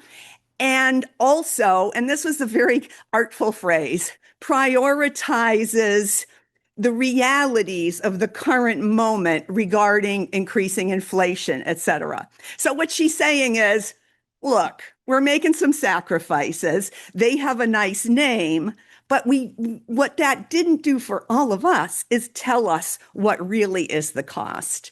And so looking at the budget and looking at the positions needed, and thank you, Elena, Vice Chair Bartley, that it does not seem to me that the word stability is correct, that the level services budget does mean stability. I'm not sure what that means on the ground, but if these principals at every school are saying, you know what, we really need a third grade teacher, we really need a dean of students, that not having that, they're not saying it would be great to have that. It's not a luxury. They're saying we need it. And without it, I don't think that's the picture of stability that we're hanging on that level services. So as they say in the trade, more of a comment than a question, but I guess I want to know, like, what do you guys mean by stability? Because you're going to push that word and you all are going to remember that word. We're getting stability for a price. Is it really stability? Thanks. Thank you. All right, and we're going to compile the questions. So I'm going to go on Zoom and then I'll come back into the room in case there's someone here. All right, Dan, hold on. Let's see. You should be able to speak, Dan. Yeah. Hey. And, yeah, you could try your video now. Hello. Sorry, I didn't. Okay, good. Yeah. Didn't mean to be the only person doing comments on Zoom. I apologize. Okay. Feels a little Thank you awkward, for but yeah, no, thank you. That was a great presentation. Just jumping off what Kathy was saying, just my gut instinct here. I have friends with young kids. I have young kids in the schools. I just went on a class trip with a lot of these kids, and it's just very clear that there are just certain situations and certain students that need more staff. They just need more staff. More people need to be hired. More people need to work with these kids. If a kid leaves the room, he needs or she needs somebody to go with them. We touched on the idea of the dean of students in the high school. I don't know if people know this. Because of a sort of a union situation, we no longer have hall monitors in the high school. And so most of the boys' bathrooms are closed. Because they can't be allowed in the bathrooms without hall monitors and they can't get around the school. I mean, that's the situation that's been going on since at least last year. So that's what we're trying to fix there. So we just need staffing increases is, my instinct and what I hear from everybody. And so when we're talking about a level services versus any other options, what the level is, the status quo, we need more. And, you know, that's the bottom line. That's what I hear from everybody. That's what I see anecdotally with my kid's class, and, you know, with anybody who reaches out to me about any of this, which is quite a few people. I mean, this is a major issue. So that's my only feedback. I don't know what kind of power you guys have to persuade that, but obviously a level funding here is just not enough, clearly. So that's my comment. Thank you. Okay, thank you. All right, anyone else in the room? I see a hand back there. Just your city and town as well, and pronouns if you'd like to share them. Hi, my name is Nathan Chung, Northern resident, public employee, speaking as a member of the public. I have some questions from another perspective. It might make me really uncomfortable, or maybe not. Two are for Dr. Bonner, and the third one is perhaps for both Dr. Bonner and Vice Chair Eileen. So yeah, and before I start, this is a South Korean news. Over 4,000 schools shut down nationwide as student numbers plunge. South Korea has about 51 million people. So this is a global issue, not some local conspiracy theory. So I'm gonna just ask these questions for the superintendent. So the budget book, it seems like the budget book does not show salary or at least some kind of average or median for MPS and Smith Vogue employees. But other departments have not only the employee salaries, but their names even. So why is there that discrepancy? You know, at least a summary would be nice. Second question, is there some kind of aggregate salary number, like a median or average or a range? You know, is it on DESI website or is it on some local web page, a database somewhere? The last question for possibly for both. So, you know, both at the state level and at the local level, there are a lot of these really high need numbers that's coming up. I'm looking at the state, the DESI number. High needs, Northampton district, 42.2%. State overall, 55.4%. Low income, Northampton, 30.1. State, 41.1. So I guess my question is like, maybe you won't be the answer, but what are some causes, and are there some more fundamental ways to address these problems besides just funding and what looks to me like more reactive solutions, you know, reactive responses to these issues? Like what is going on? And is this a purely school funding issue, or do we have other societal issues? Like I can speculate income inequality, you know, tension between different classes, whatever. But I mean, so what are your thoughts on that? And that's my last question. Thank you. Thank you.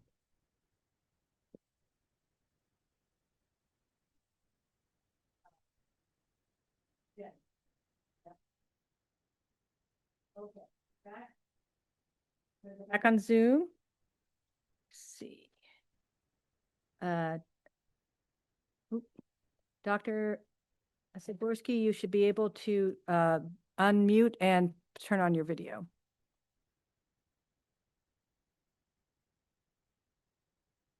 Melissa?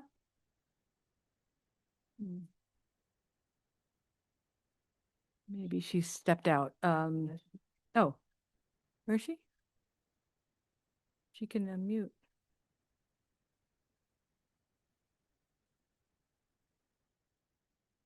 Oh, yeah. Why don't we go, we'll circle back to you, I guess.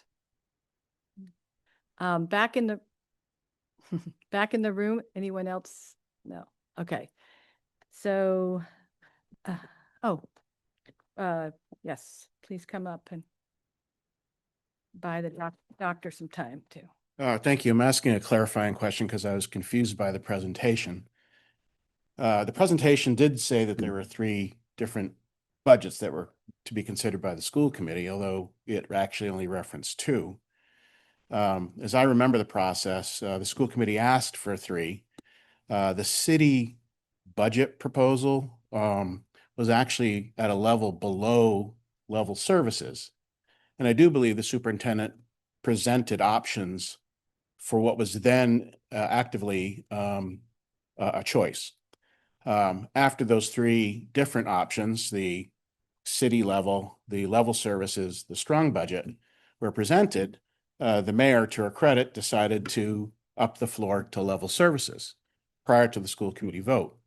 But there was presentation about what the consequences would be for the original city level budget to the schools. And I'd like to know what those consequences were. Thank you.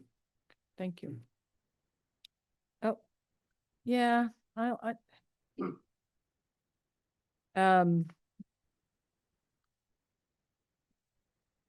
okay, we're going back. Thank you. We're going back to Melissa. I did, I'm, on my side, it says. Hello? Yeah. Can you hear me now? Yep. Okay, wonderful. Thank you. That's the fourth time that's happened to me now. It's said the same thing on my end, but yeah. Yeah, Go I ahead. don't think it's you. Melissa Makaborski. I live in Northampton. It's very well documented that we have staffing issues in this school, and it's very well documented that the way to fix that is with funds. Mayor Chiara said to me directly, verbatim, I didn't give the schools enough money. So let's put that to the side and move forward. I think we all know at this point that the funding for Picture Main Street and school funding are intimately related. So my question is that if the city is considering taking out one or more loans for the Picture Main Street project, as I believe you are, can you please verify that you are aware that our auditor said that taking out additional loans will have a big impact on our ability to fund the operating budget, which means more cuts to schools and services in our future? I respectfully ask that you ask this question verbatim and you ask it directly to the people who know the answer, Mayor Chiara and Director Nardi. Thank you. Thank you.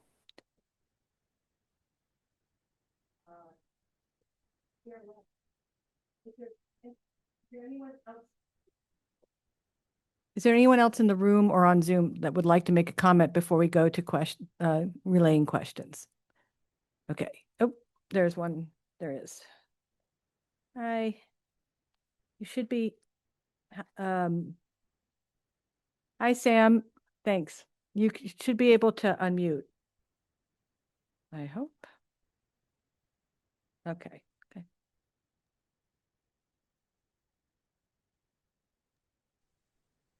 Can you speak? Hello, Oh, there you go.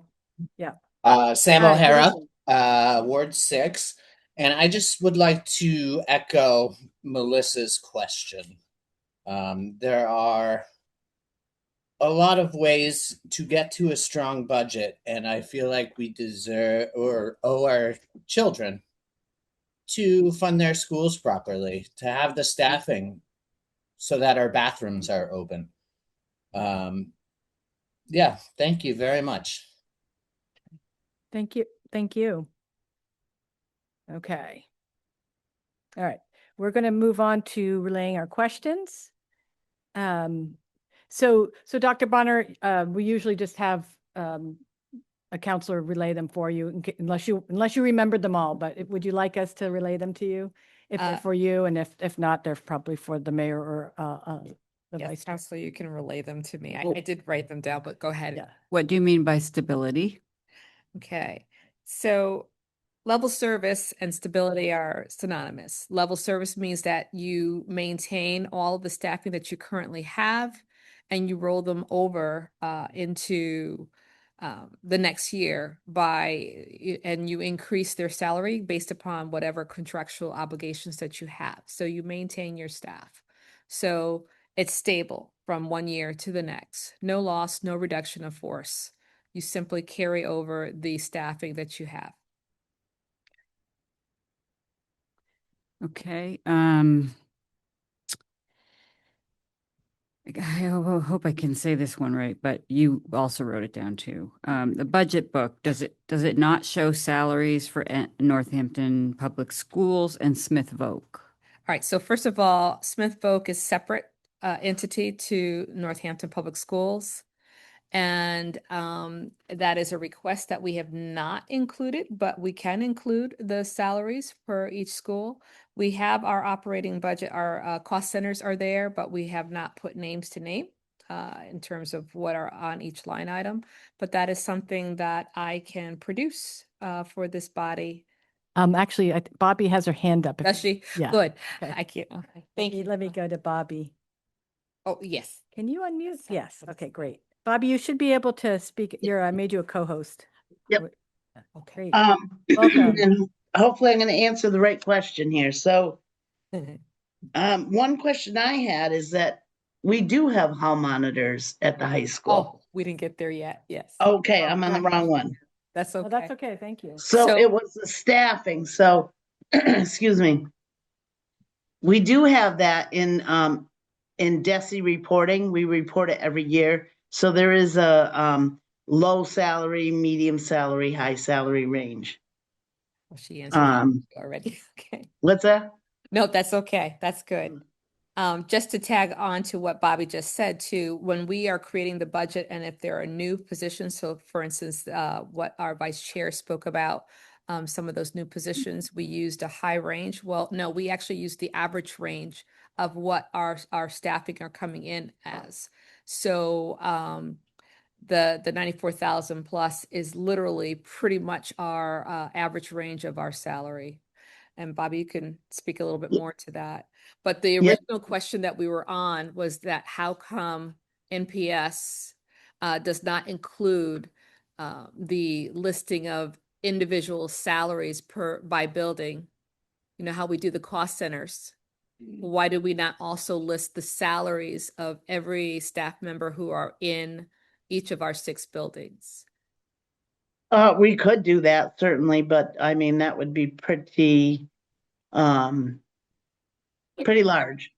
So, I mean, it is, as you had said, Dr. Bonner, that it is in the cost centers, kind of listed out by FTE, individual salaries and whatnot. But yeah. And so that has been a request tonight that we provide that, I believe, to our counselors as well. So, Well, I'm not sure we have requested it. This was No. a question from the public. okay. So, Well, so if you're interested in that, just put in a public records request and we will provide that documentation for you. Okay. okay, then, so there was a question about salary median, but I think Bobby answered that. So what are some causes of the high need, the percentage of high need, and what are the potential solutions? Okay, so the high needs is actually a category that includes not only our students with disabilities, but it also includes our students who are English language learners, as well as our low income.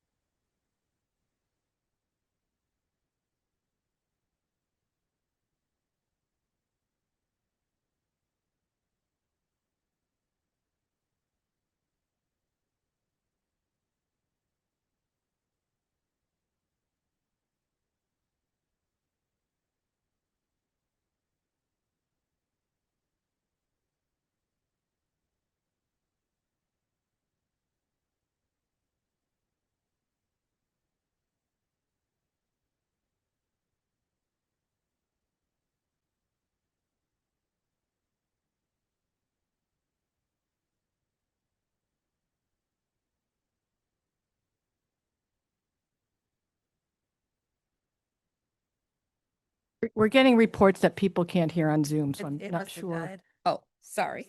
Okay. A lot, it looks like our batteries were all put in the wrong way to charge. So Okay. I have to make it a short meeting. No, it's okay. Sorry. We can share. So, again, to reiterate that when we talk about high needs, it actually encompasses 3 other categories: our students with disabilities, our English language learners, and our low income students. And so the question that was actually raised tonight was more of a societal concern, a philosophical concern. There's lots of things that triggers those types of needs in community, and it's not just central to Northampton Public Schools. You can see the trends that are happening across the state, and the population in which we are educating now have very, very significant needs than what you would have seen 10 years ago. So we are trying to address those needs. And then I don't know if you want to answer what are the potential solutions. I think the question was, apart from money, I think. I'm not sure, but I think that's Right, but even with those changes and those the different cohorts, it brings diversity to your schools.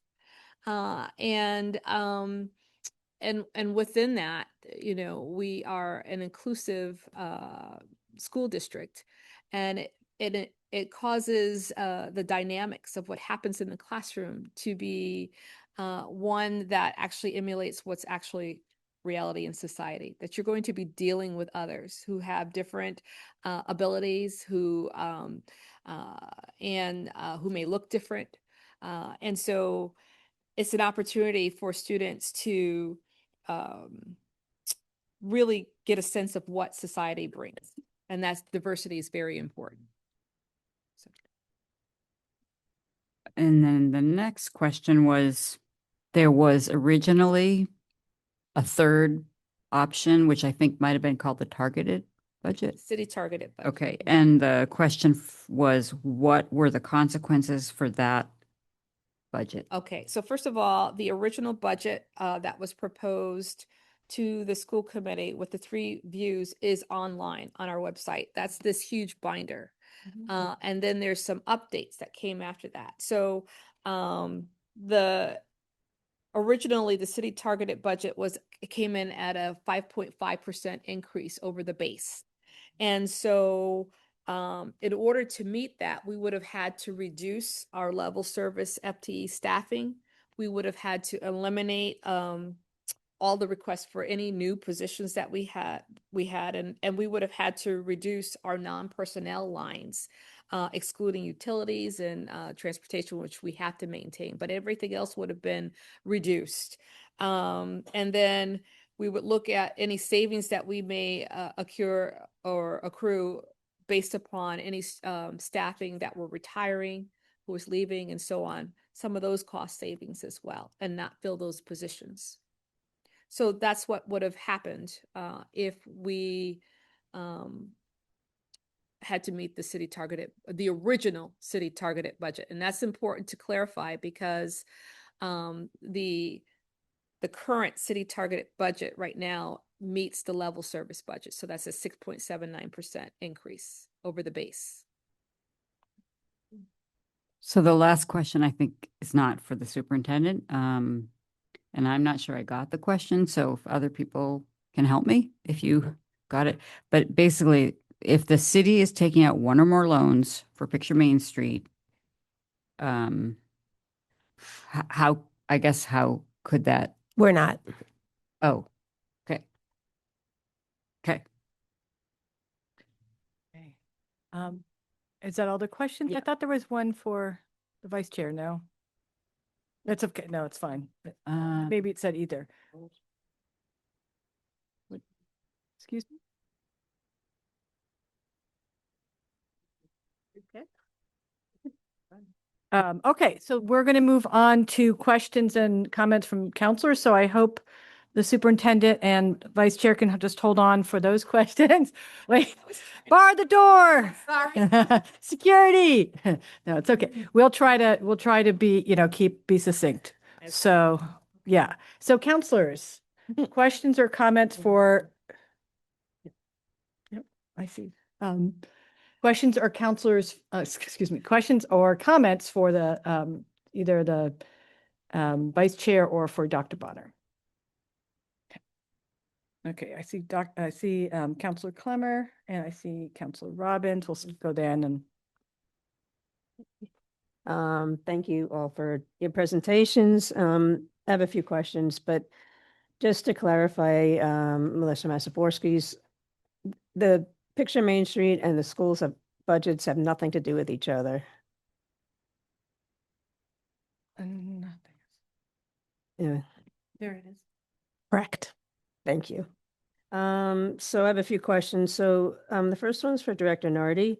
So the budget that was approved is about $565,000 above the city budget that was first proposed.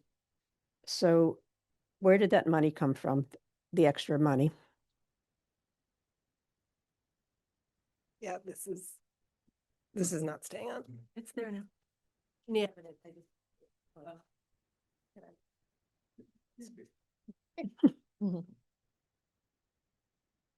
Okay, let's see if this one works.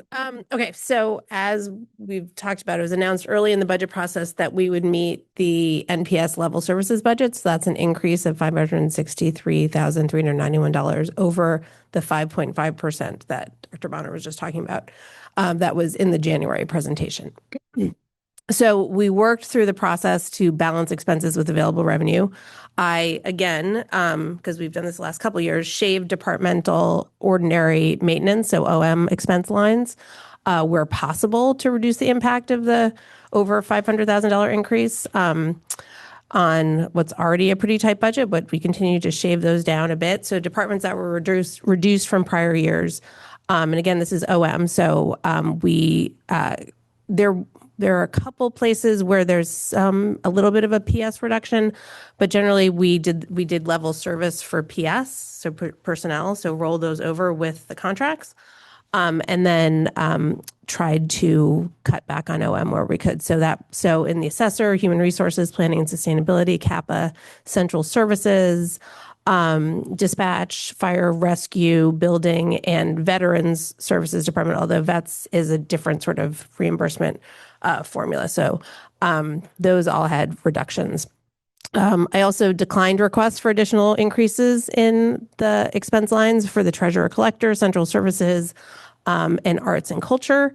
And we already talked about the ITS expense budget this evening, but it has an increase, but it was substantially reduced from the original amount that was requested by ITS. In addition, revenue lines such as tax title, interest on taxes, motor vehicle, hotel, motel, meals, cannabis, excise, parking, ambulance, and I don't know what that's department revenues, permits, and miscellaneous revenue categories were budgeted, as I talked about in my budget message, to in some cases pretty aggressive levels. And with all of that I just named, we are still needing to use $1.9 million from reserves from the Fiscal Stability Stabilization Fund to balance the budget. So there's still a $1.9 million deficit. So over 10 departments had to cut back a little bit, plus all the other places you cut back from. And then, so the school committee, Vice Chair Bertoli, they're asking for over $3 million more for the strong budget. And most of the money is that they're requesting is for positions, about 40 positions.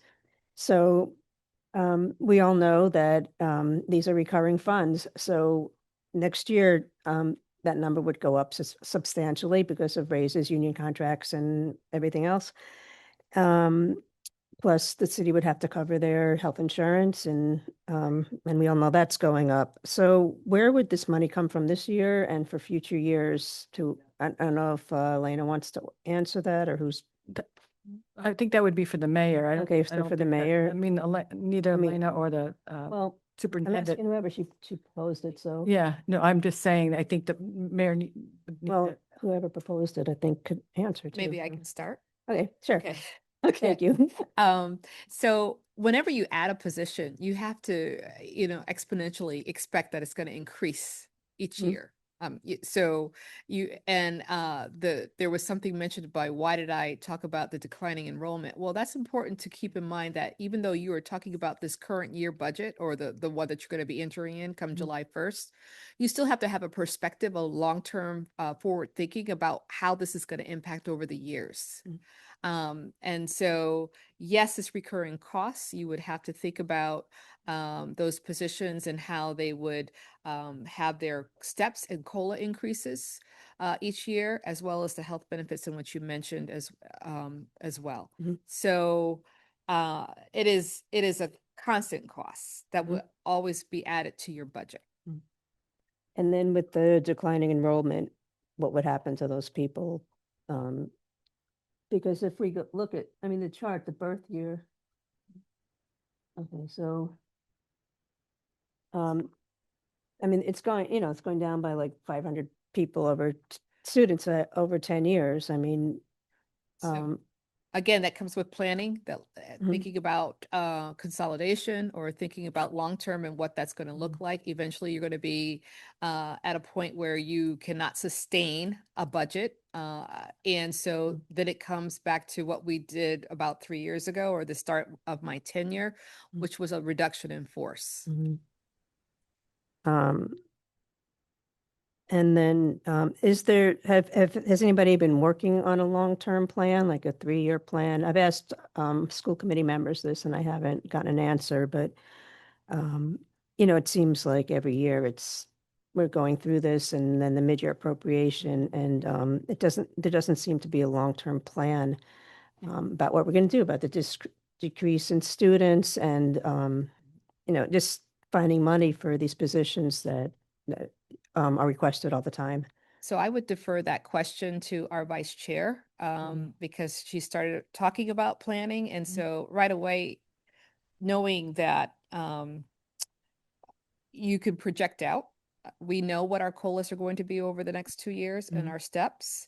So you could take those numbers and project out. There are some costs that we know is tentative in terms of inflation and how that affects our transportation costs and how that affects our utilities and so on.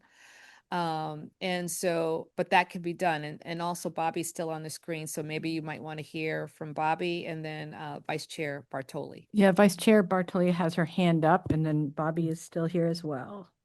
So let's go to Vice Chair. Would you like to? Sure, why don't we hear from Bobby first, since she's got that information, and then I'll just I don't know follow if she has up. her hand up. Where's Bobby? She may not want to say anything. But Bobby, would you like to respond or make a comment?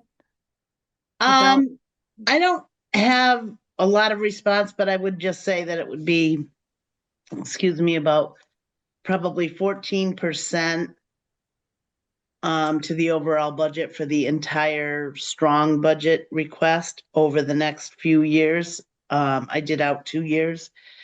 And that's not including any, utilities or contract negotiations, transportation, any of those things. That's not including. However, that's based on right now, and that is subject to change.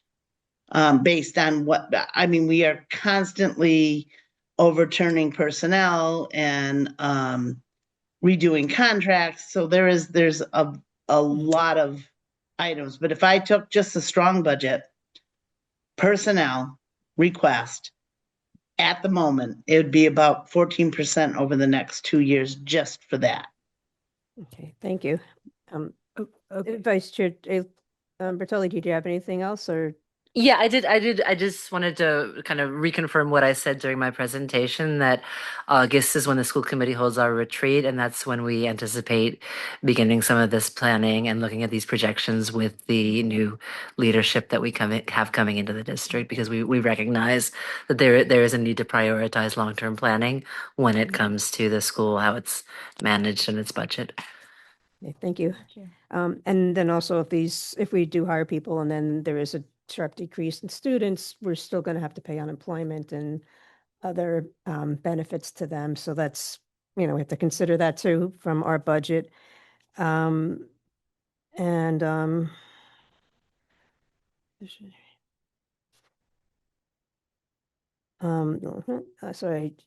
schools priority.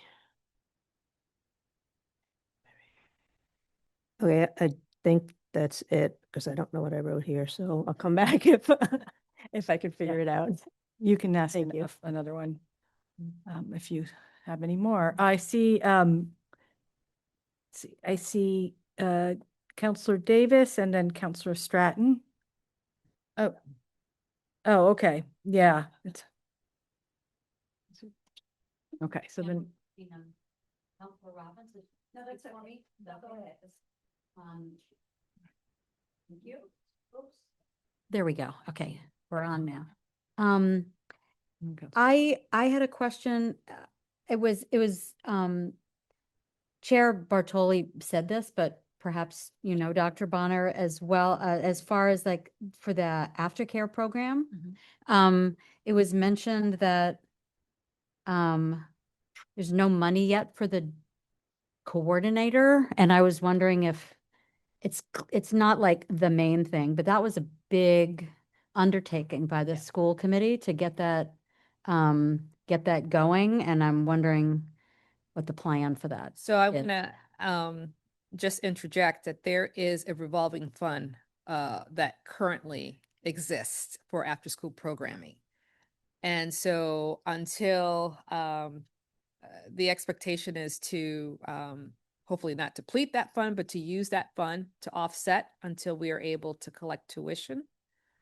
But the concern is that we are starting up 3 new sites with a lot of personnel and having enough funds to be able to meet the salary that we would have to pay out, as well as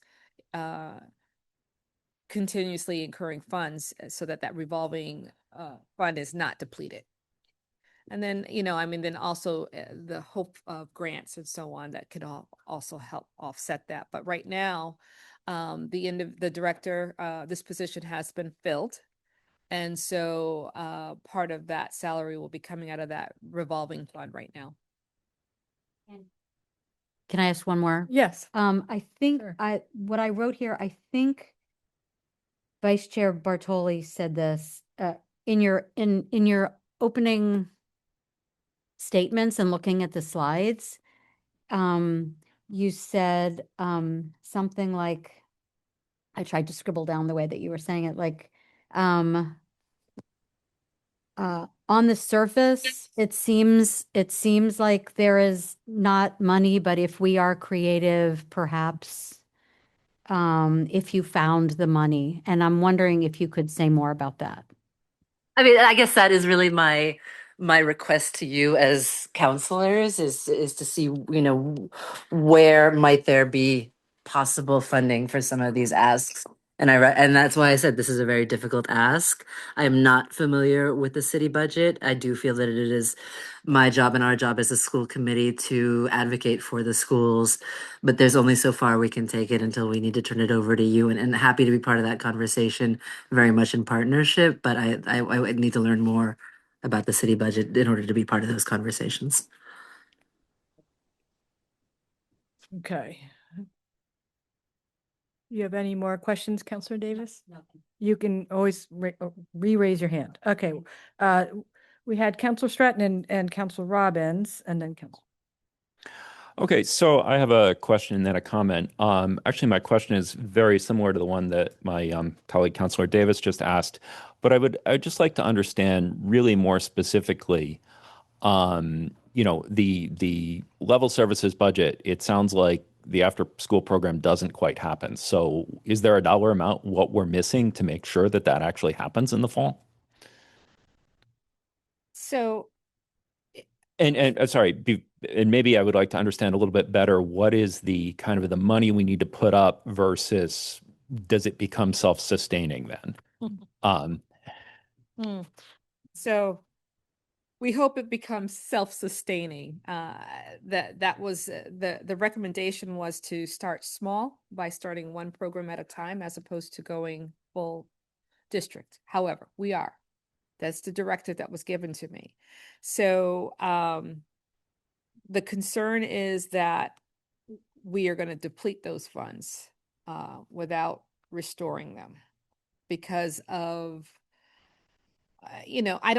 I'm making projections or just it depends on what happens. So right now we're all scrambling to fill positions so that we can open up enrollment for our families who are waiting for us to open up enrollment.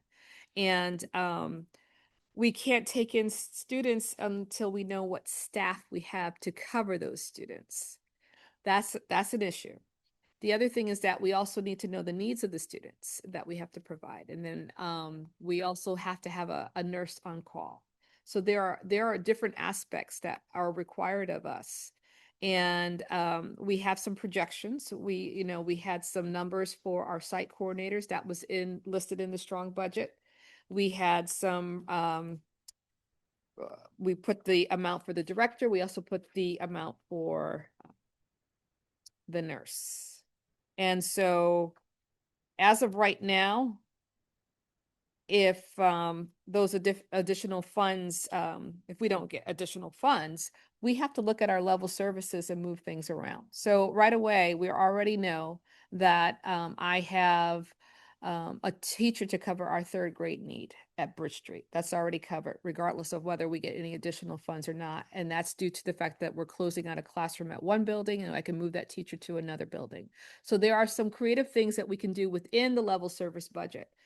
But it has to be in a sense that, you know, we're talking about $200,000 Okay. for this program. That's a number I can work with. You know, and that's without purchasing supplies. So I would say 250.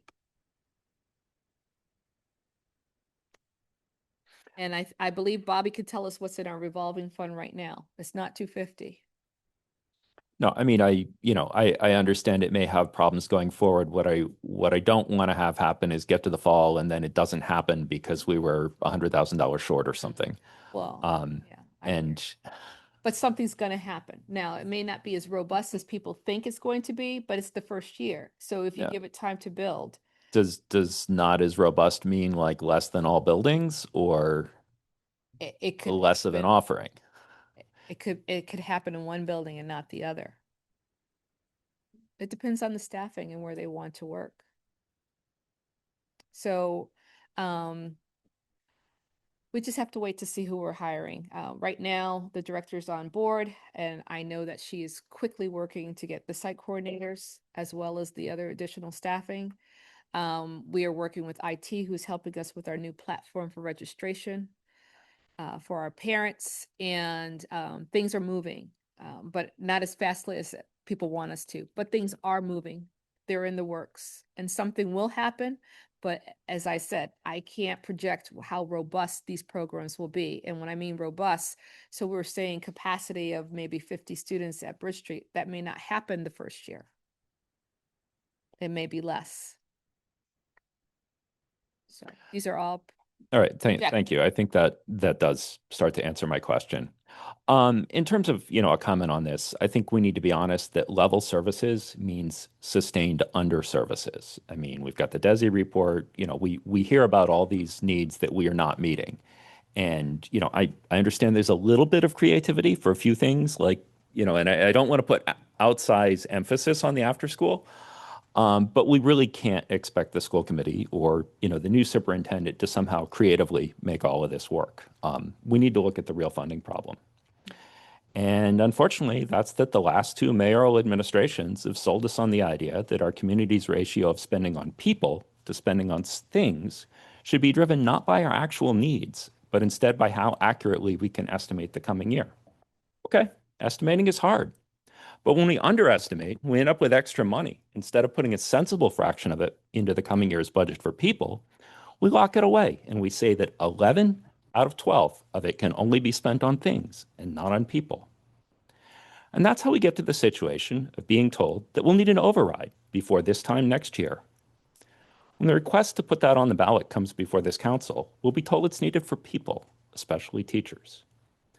But we've let the mayor's office trap us in a mind prison where austerity applies only to spending on people and not to spending on projects. Can we find a few more things to cut in the non-schools operating budget if we ask hard questions next week? Maybe a token. But the real issue is that projects charge ahead in a mindset of business as usual, while only people feel the pain. We just learned a week and a half ago that we have millions of dollars of local, not federal, but local money squirreled away for the Main Street project, and we'll be diverting millions more, not just from schools, but from every road and sidewalk outside of downtown. No law stops reprogramming a sensible fraction of that to each year's budget for services, only stubbornness. We're told we need an override for people, but what it's really about is asking the taxpayers to open up their wallets to buy project after project, all the while continuing to understaff our schools and services. Override or no override? Okay, Counselor Robbins, and then I see Counselor Nabad, and then we go back. Thank you. Superintendent, I'm looking at the growth in staffing page.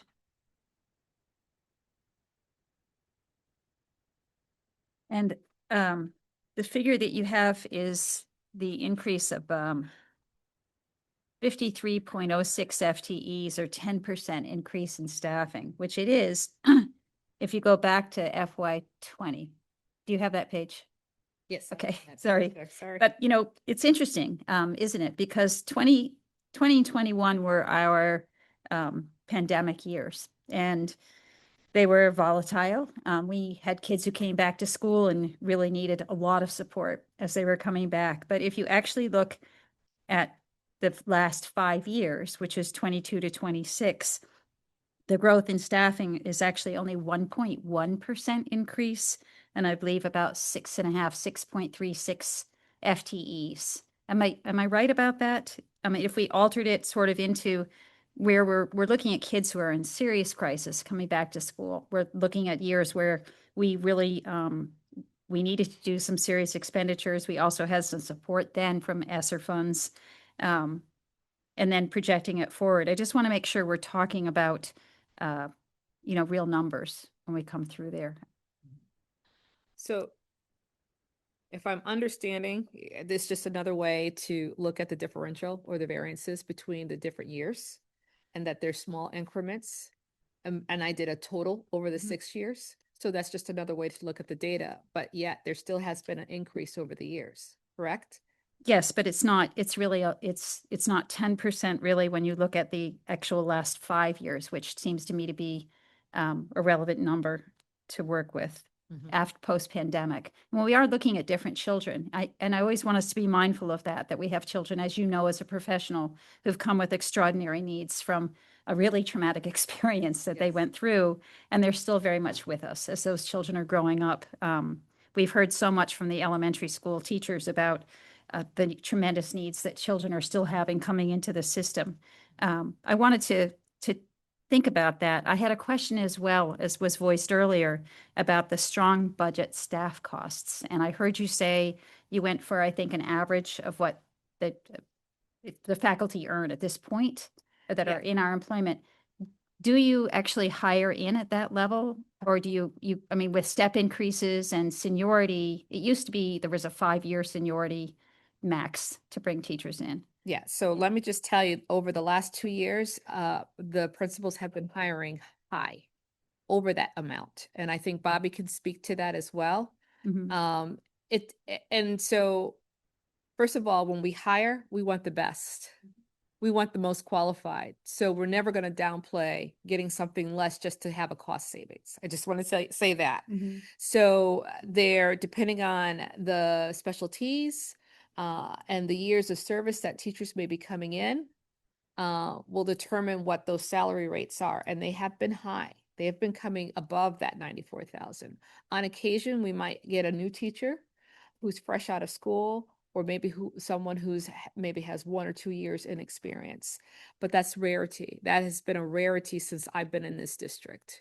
But there might be flexibility in that number if you were able to find, you know, competent new staff who could come in possibly at a lower level at 55 or 65. Correct, but I don't want to single someone out if they're not the best candidate for the position. Exactly.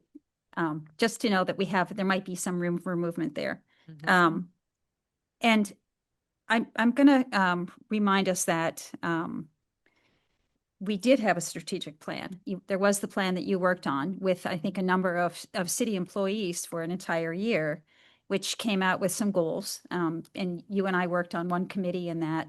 And part of that committee was really around mitigating student loss. It was to say, how do we bring kids back from charter schools, from school choice, from choosing private schools, from homeschooling? We didn't get to spend too much time with it, which we were really crowded for time in that committee. We only met, you know, every month or whatever. But in your tenure here, in your professional time, what would you prioritize in terms of thinking forward about how we would mitigate student loss in the future? Would that be, and I'm not going to put you on the spot by asking, would it be level services or strong services? But what would you, when you think forward about where you would like the school to be, do you think it's an impossible thing to focus on actually enhancing and increasing the offerings that we have in our school in order to save revenue by bringing kids back in who would then qualify for Chapter 70 subsidies?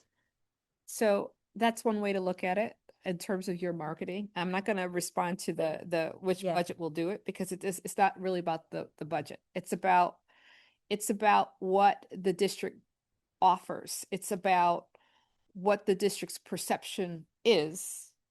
And we are in an age where people want choice. And so there's other choices that people want. They may want to homeschool their kids because they prefer to control what the curriculum is that the child is learning. There are some who might want to focus in on specific thematic themes, such as going to the performing arts charter schools or so on, or the Chinese immersion school because they were focusing on world languages. So there's more choice. And so there's no way that a public school can offer all those options and do them well. But whatever we're doing, we need to do well and market that. That's the way to go. And then, something about this district is that we are always in the moment. We're always looking at the now needs. You really need to look long term, because the decisions you make today is going to affect 10 years out. And you don't want to be reactive. You want to have a plan. You want to be strategic in terms of how you get there. And you want to be ready so that years past, remember, you had to close schools all of a sudden with no planning. It was a knee-jerk reaction. Here, you're looking about how can you rebuild, reignite your schools. I'm going to use that word ignite because it's been hanging around. Reignite your schools and to sell it to your community, to sell it, say, instead of talking about what we're not doing, is to really talk about the good things that are happening in our schools and what we're offering. And so that's a marketing, that's a branding. And so the last couple of years, because of the tensions that have occurred with the budget and the advocacy, there's a perception of our schools that we're not doing anything or enough. But there's so much happening in our schools, so much that is good. And I spoke about this last year, and I think I was chastised. So I'm going to be very careful about that. I'm not going to fall into that trap this year. I don't think anybody disagrees in the fact that our schools really do an excellent job and bring things forward. My question was really around, you did a survey on homeschooling, but I don't think we got around to doing one on school choice or even kids coming in. What were they coming for, or why were they leaving, or charter schools? Right. And I wonder if that's still something that would be on your card. That would be for the next superintendent to really decide, because they'll have their own vision and mission, and they may want to scrap the strategic plan and have another direction. But that will be up to the new leadership and the school committee that's currently working. Hopefully they'll work together, that they'll have the same target. Thank you. Thank you for that. And, I think, part of that is thinking about what prioritizing staffing we might need to look forward to supporting that. You didn't really address whether you felt that the level services will actually begin to respond to the issues with the case report. Do you think that we're providing the kind of staffing that will help bring us forward from that? So everyone is hearing this, but I did say the ratios. Did you hear the ratios that our elementary special education teachers? I did hear those ratios, but I always think about really who are the children and who is in front of them and what do they need. And so that differs. So it's important to recognize that when you are talking about students with disabilities or special needs, that there are intensity levels in which it may require more supports than just a single teacher or so on. And those supports are there. We provide for para educators. We also have our other supports in terms of OT and PT, our physical therapists, our occupational therapists. There's other supports in the building to address or to provide services for our students. And so that's important to recognize as well. And so with our level service, and I actually have I have a quote from our director of student services that we would be able to provide the needs of our current student body now, not happening what happens over the summer and students who are new coming into us, but with our current student body, we are able to provide those services. So there is something that is built into the budget where if we have the need for additional supports for our special education program, that we can come back and make a request for additional funds out of the Special Education Stabilization Fund. So that's one avenue, but that's an avenue for what's coming in that we were not anticipating.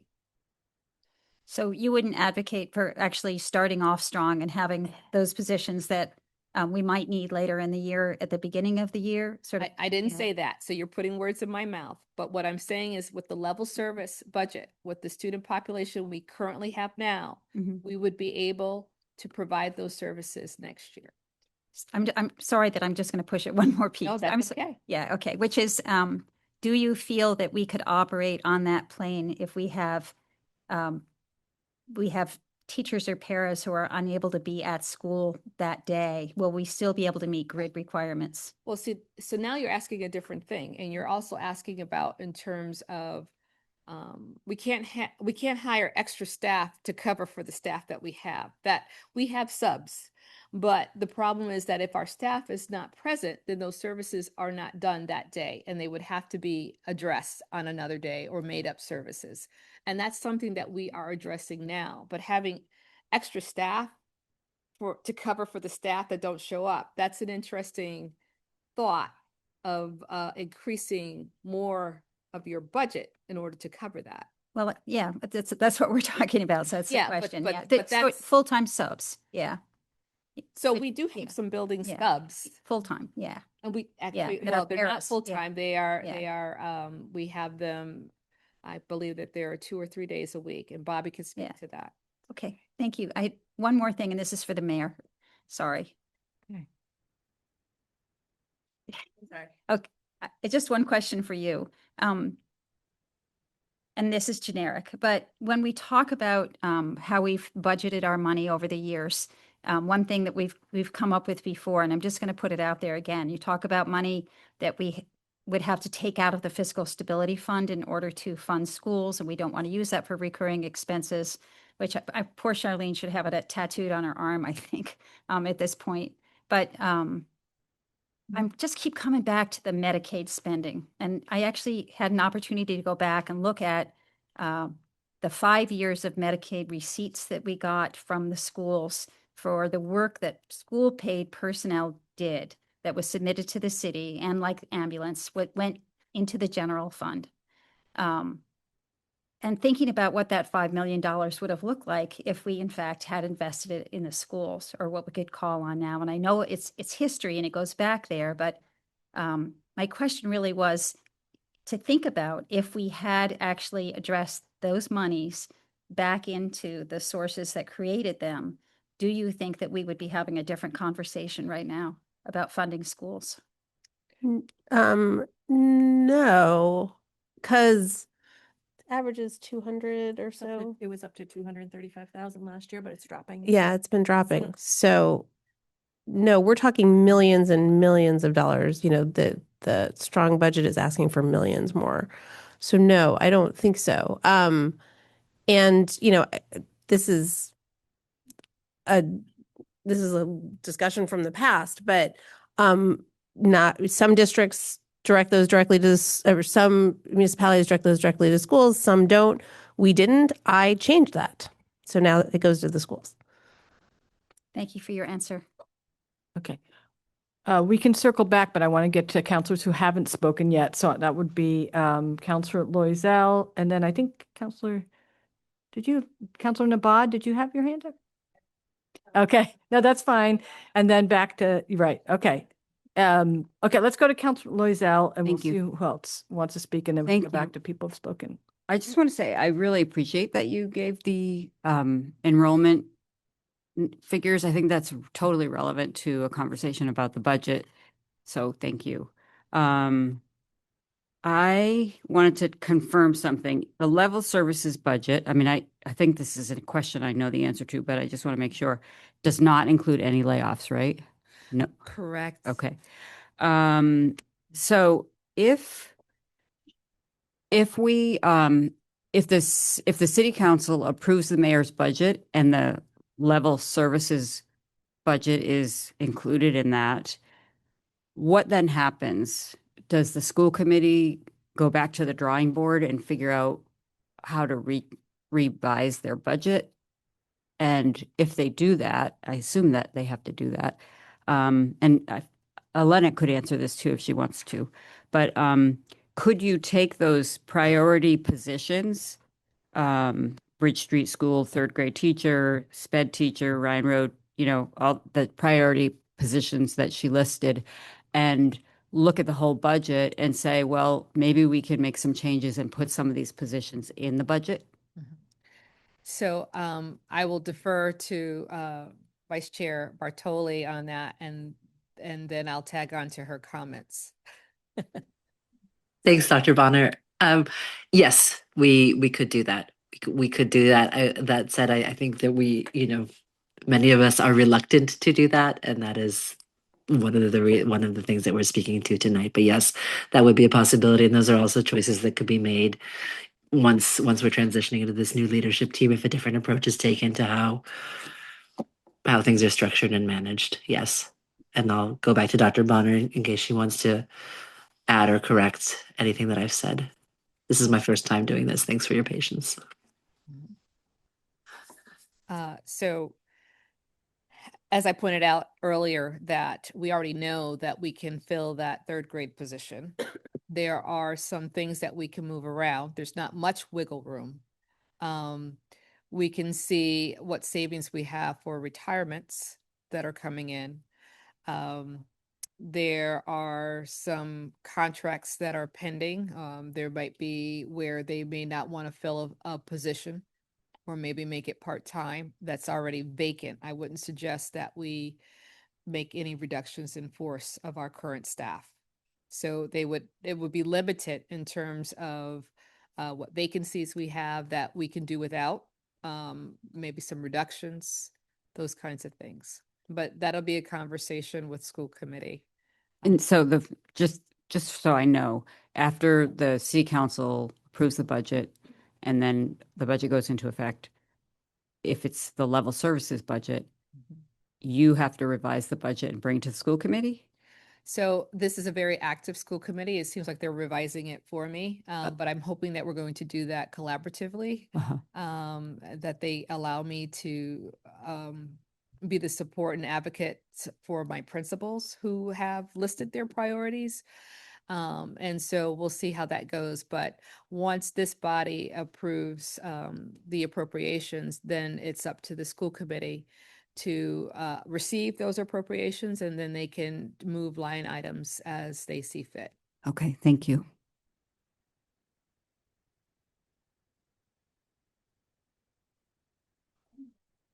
And the chair goes last, so. Oh, it's pretty quick, so. Yeah. Quick as the last Yeah, one. that's okay. Thank you. So, Dr. Bonner, and maybe Bobby, but I think it's you. How many, are there a lot of open positions now, for the level service budget? Are there positions you need to fill for that budget? Yes, and Bobby, you can double check. I believe we have about just about a dozen, maybe about 15 individuals who will be retiring. Some retired mid-year, or some are not retiring until some retired mid-year of this year, and some are retiring mid-year of next year. So I think it's about 14 individuals. And I just looked at that count very quickly. And there are a lot of special education teachers positions that will be available. Okay, so those will need to be filled for the level Yeah. service budget. Yes. Okay. And so again, to go back to what Counselor Robbins said about trying to hire at a different rate, I won't say at a lower rate. It just depends upon the qualifications of the staff. Okay, and then just to go back to something I asked about earlier, for the mayor and Director Nardi. About 10 or more departments had to give up money to find this extra $565,000 for the level service budget, plus it came from other places. So I don't understand how Councilor Stratton thinks that we could just find another 250,000. It's, because we cut, other departments gave up so much already, so, and I appreciate them doing that, and, so I was just concerned about that. And then, also Ward 2, I've gotten tons of emails about the roads and the sidewalks and pictures of people that fell, older people with serious injuries that are life-changing, and anybody that falls. So, I have to think about those people too. And there's a lot of them out there that are concerned about the walkability of the city and their neighborhoods and the roads and biking on with all the potholes and there's a big picture we all have to look at too. So that's it.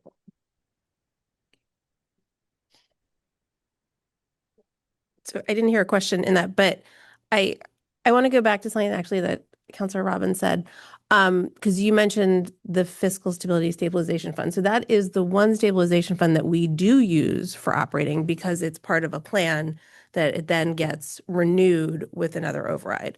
So with this budget, we have used now almost $7 million from that. And I've been very open about the fact that we will need an override next year, but I'm going to ask everybody here, like, please read the Gazette article that is online now, but I will probably be in the print tomorrow about East Hampton. This is exactly the situation that East Hampton is in, is that they used reserve funds. So what we would need to do for the strong budget would be putting us in the situation that East Hampton's in right now in 2 years.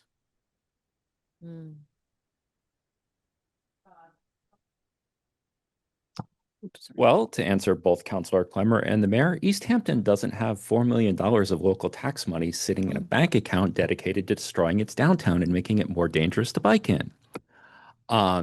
We do.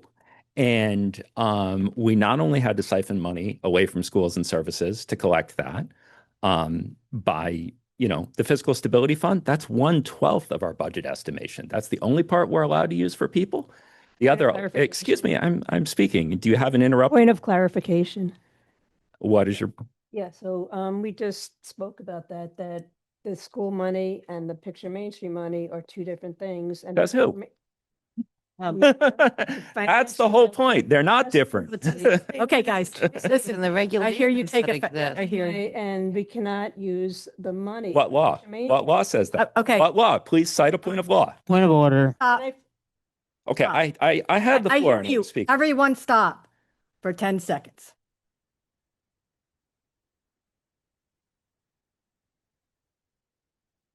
You made your point of information. Councilor Stratton, you have an opinion you want to share. Continue, please. The Fiscal Stability Fund is funded typically by 1/12 of our budget underestimation. Yes, this is a fact. It's in the manual. It's in the manual that David Narkowitz got on top of Mount Tom from, burning tablets. You can read it yourself. All of the rest of that underestimation goes to the budget only for things. So that's part of how we get into that problem. But yes, we have money set aside. No law prohibits reprogramming some of that money, a sensible amount each year, back into the operating budget. There was another thing you said. Oh, yes. And in terms of streets and sidewalks, people get injured not just on streets and sidewalks downtown. Making that project work is going to require diverting the Chapter 90 money that is for the whole city to just a few blocks right out there. Can I just interrupt? No, somebody changed their name to my name on Zoom. Okay. So I'd like to get that over there. And they have their hand raised and they're feeling I know who it is. Okay. Let's take a moment to figure this out. It's a whole statement. It says, Councilor Clemmer, I invite you to a public debate. Well, let's just, okay. That's clearly not. No. Okay, I'm just gonna, yeah. Okay. All right. Did you, now I'm confused about who had their hand up. I can come back to you, Council Clemmer, if you'd like, the real Council Didn't have my Clemmer. hand up though. I know, that's what I'm saying. I just want to Yeah. make sure. No, Okay, thank you you. both, The you and the, yeah, I see that. Thank you. Aye. Okay, I would ask that counselors, let's take this one step at a time. Counselor Perry. So one thing I know is that people do use things, and a thing that I could use from the school department is maybe what Nathan Chung asked, is just kind of to present the information the way that other departments do, because for me, it helps that I can see it in a way that the other departments are, so I can go through it. And I love all the information you've given, but that would be my request, is just to kind of break down that, or go ahead. Just so you know, so the larger school budget is on, so it's not by name. People are not named like in the city budget, but it has the cost. So each school, it's called a cost center. It's like their own individual budget. And it has a lot more information. So, but that wasn't what was given to us to incorporate. I mean, you see the size of it. So, but it's available on the MPS website. Thank you. Counselor Perry, do you have any other questions? You haven't spoken. Okay. And okay, so counselors, who else would like to speak? Before we. No? Okay. Yes, Counselor Loisel and Bobby had her hand up, but it's gone again. So Bobby, you're welcome to speak. Okay. Yep. Oh, do you want to speak? I guess I just want to make a comment about process that I think it's harmful to be sarcastic and mocking. And to me, this is a time to ask questions, and we're going to be talking in city council about the budget, and we'll have plenty of time. And I don't really feel like now's the time to hear the opinion of all the city councilors about the budget. I think now's the time to ask questions and gather information, but I definitely think sarcasm should be left on the floor. Okay. Thank you, Counselor. Counselor, you've been demoted again. Director Nardi. Thank you. I just wanted to mention again, when you're talking about projects, again, that's using one-time funds. So if we even could reprogram those funds, which state funds we cannot, what would you do the next year? Because those funds would then be gone. So again, that's where we always get to. It leaves a deficit when you use one-time funds for recurring costs. Okay.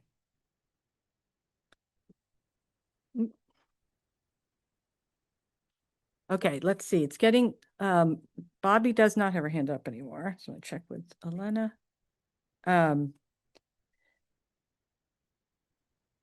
Yes, and I agree that, oh, did you have something to say? Okay. You're ready for your questions. You haven't asked your questions yet. Yeah, no, I don't actually have, I don't have questions at this point. I have a couple of comments, but you're right. And I actually probably should have couched that generally the way the hearings work is that it's especially when we have department heads here, that we, ask the questions or make comments to them, and then we deliberate when we actually go to vote on the financial orders related to the budget. So I hear that, but but as a public hearing, anything related to the budget is fair game, but I do encourage counselors to think of it that way. Yeah, no, I just want to say that, let me see, I wrote down some thoughts. I don't, I've never found it helpful to speak of this, the schools like other budgets are giving something up for them. We are a city, or a holistic, three-dimensional community, and I think it's a harmful way to think about it. The schools have been also giving up some of the things they could be having so that we can have sidewalks and repaved, and other departments can function. So I would just express my opinion that I don't think that's a helpful way to think of the schools. And I also just wanted to say about the priority list, I wanted to thank the vice chair for bringing the priority list, and to say, when we talk about funding, you said, where would you, it's absolutely true that counselors, whatever money we approve, we don't have authority over line items. So we, generally there's a kind of good faith that if we, we do a mid-year appropriation, we had that discussion that we're doing it for this intention, but we don't, that is the purview of the, the school committee and the superintendent and the, so we don't have control over that. But I would assume if things are already budgeted, I guess the only thing that made me uncomfortable about that conversation is if they are already in the budget, I don't want to assume that they are a less priority than the priority budget. So I think that, I think the intention, at least what I was gathering from the priorities list, wasn't to go and take things that are already in the budget out. But I see Elena has her hand up. So let me go to Elena.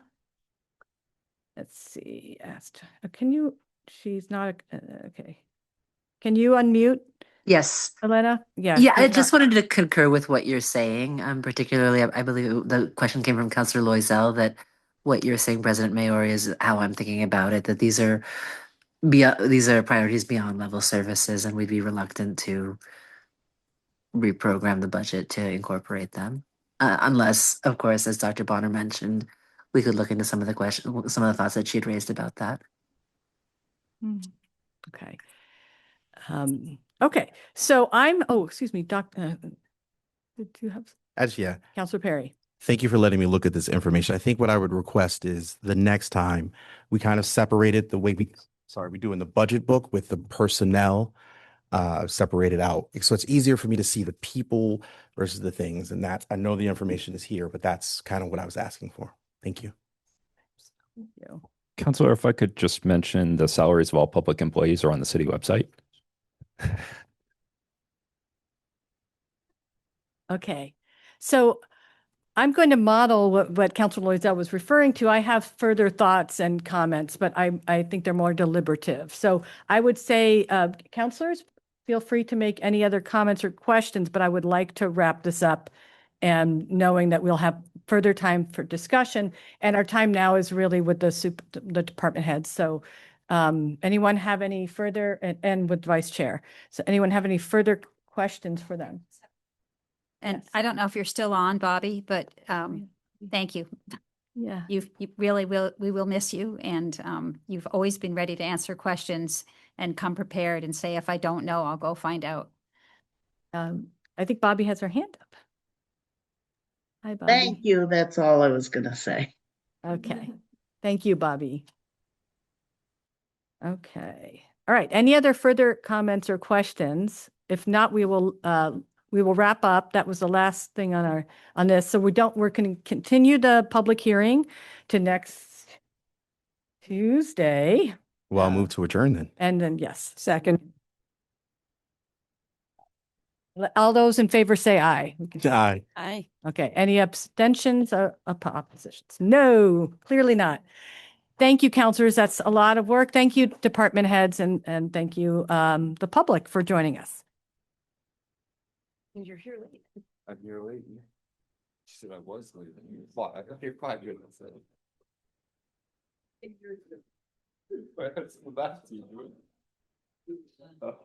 I was wondering, my paper recorder died, my phone died, after the keys. Is there any chance I can have a clearing of this? So, it was not recorded by, they weren't here, but it was recorded by Zoom, as you can see up there. So, I probably.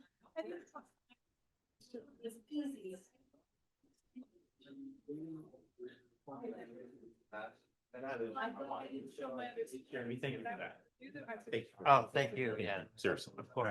I need. I forgot. I know. Did you drive here? I did. I am driving to go. Morgan, but right, yeah. I don't know. Yeah. I'm trying to find out if we could use the USB jack at Wendy's or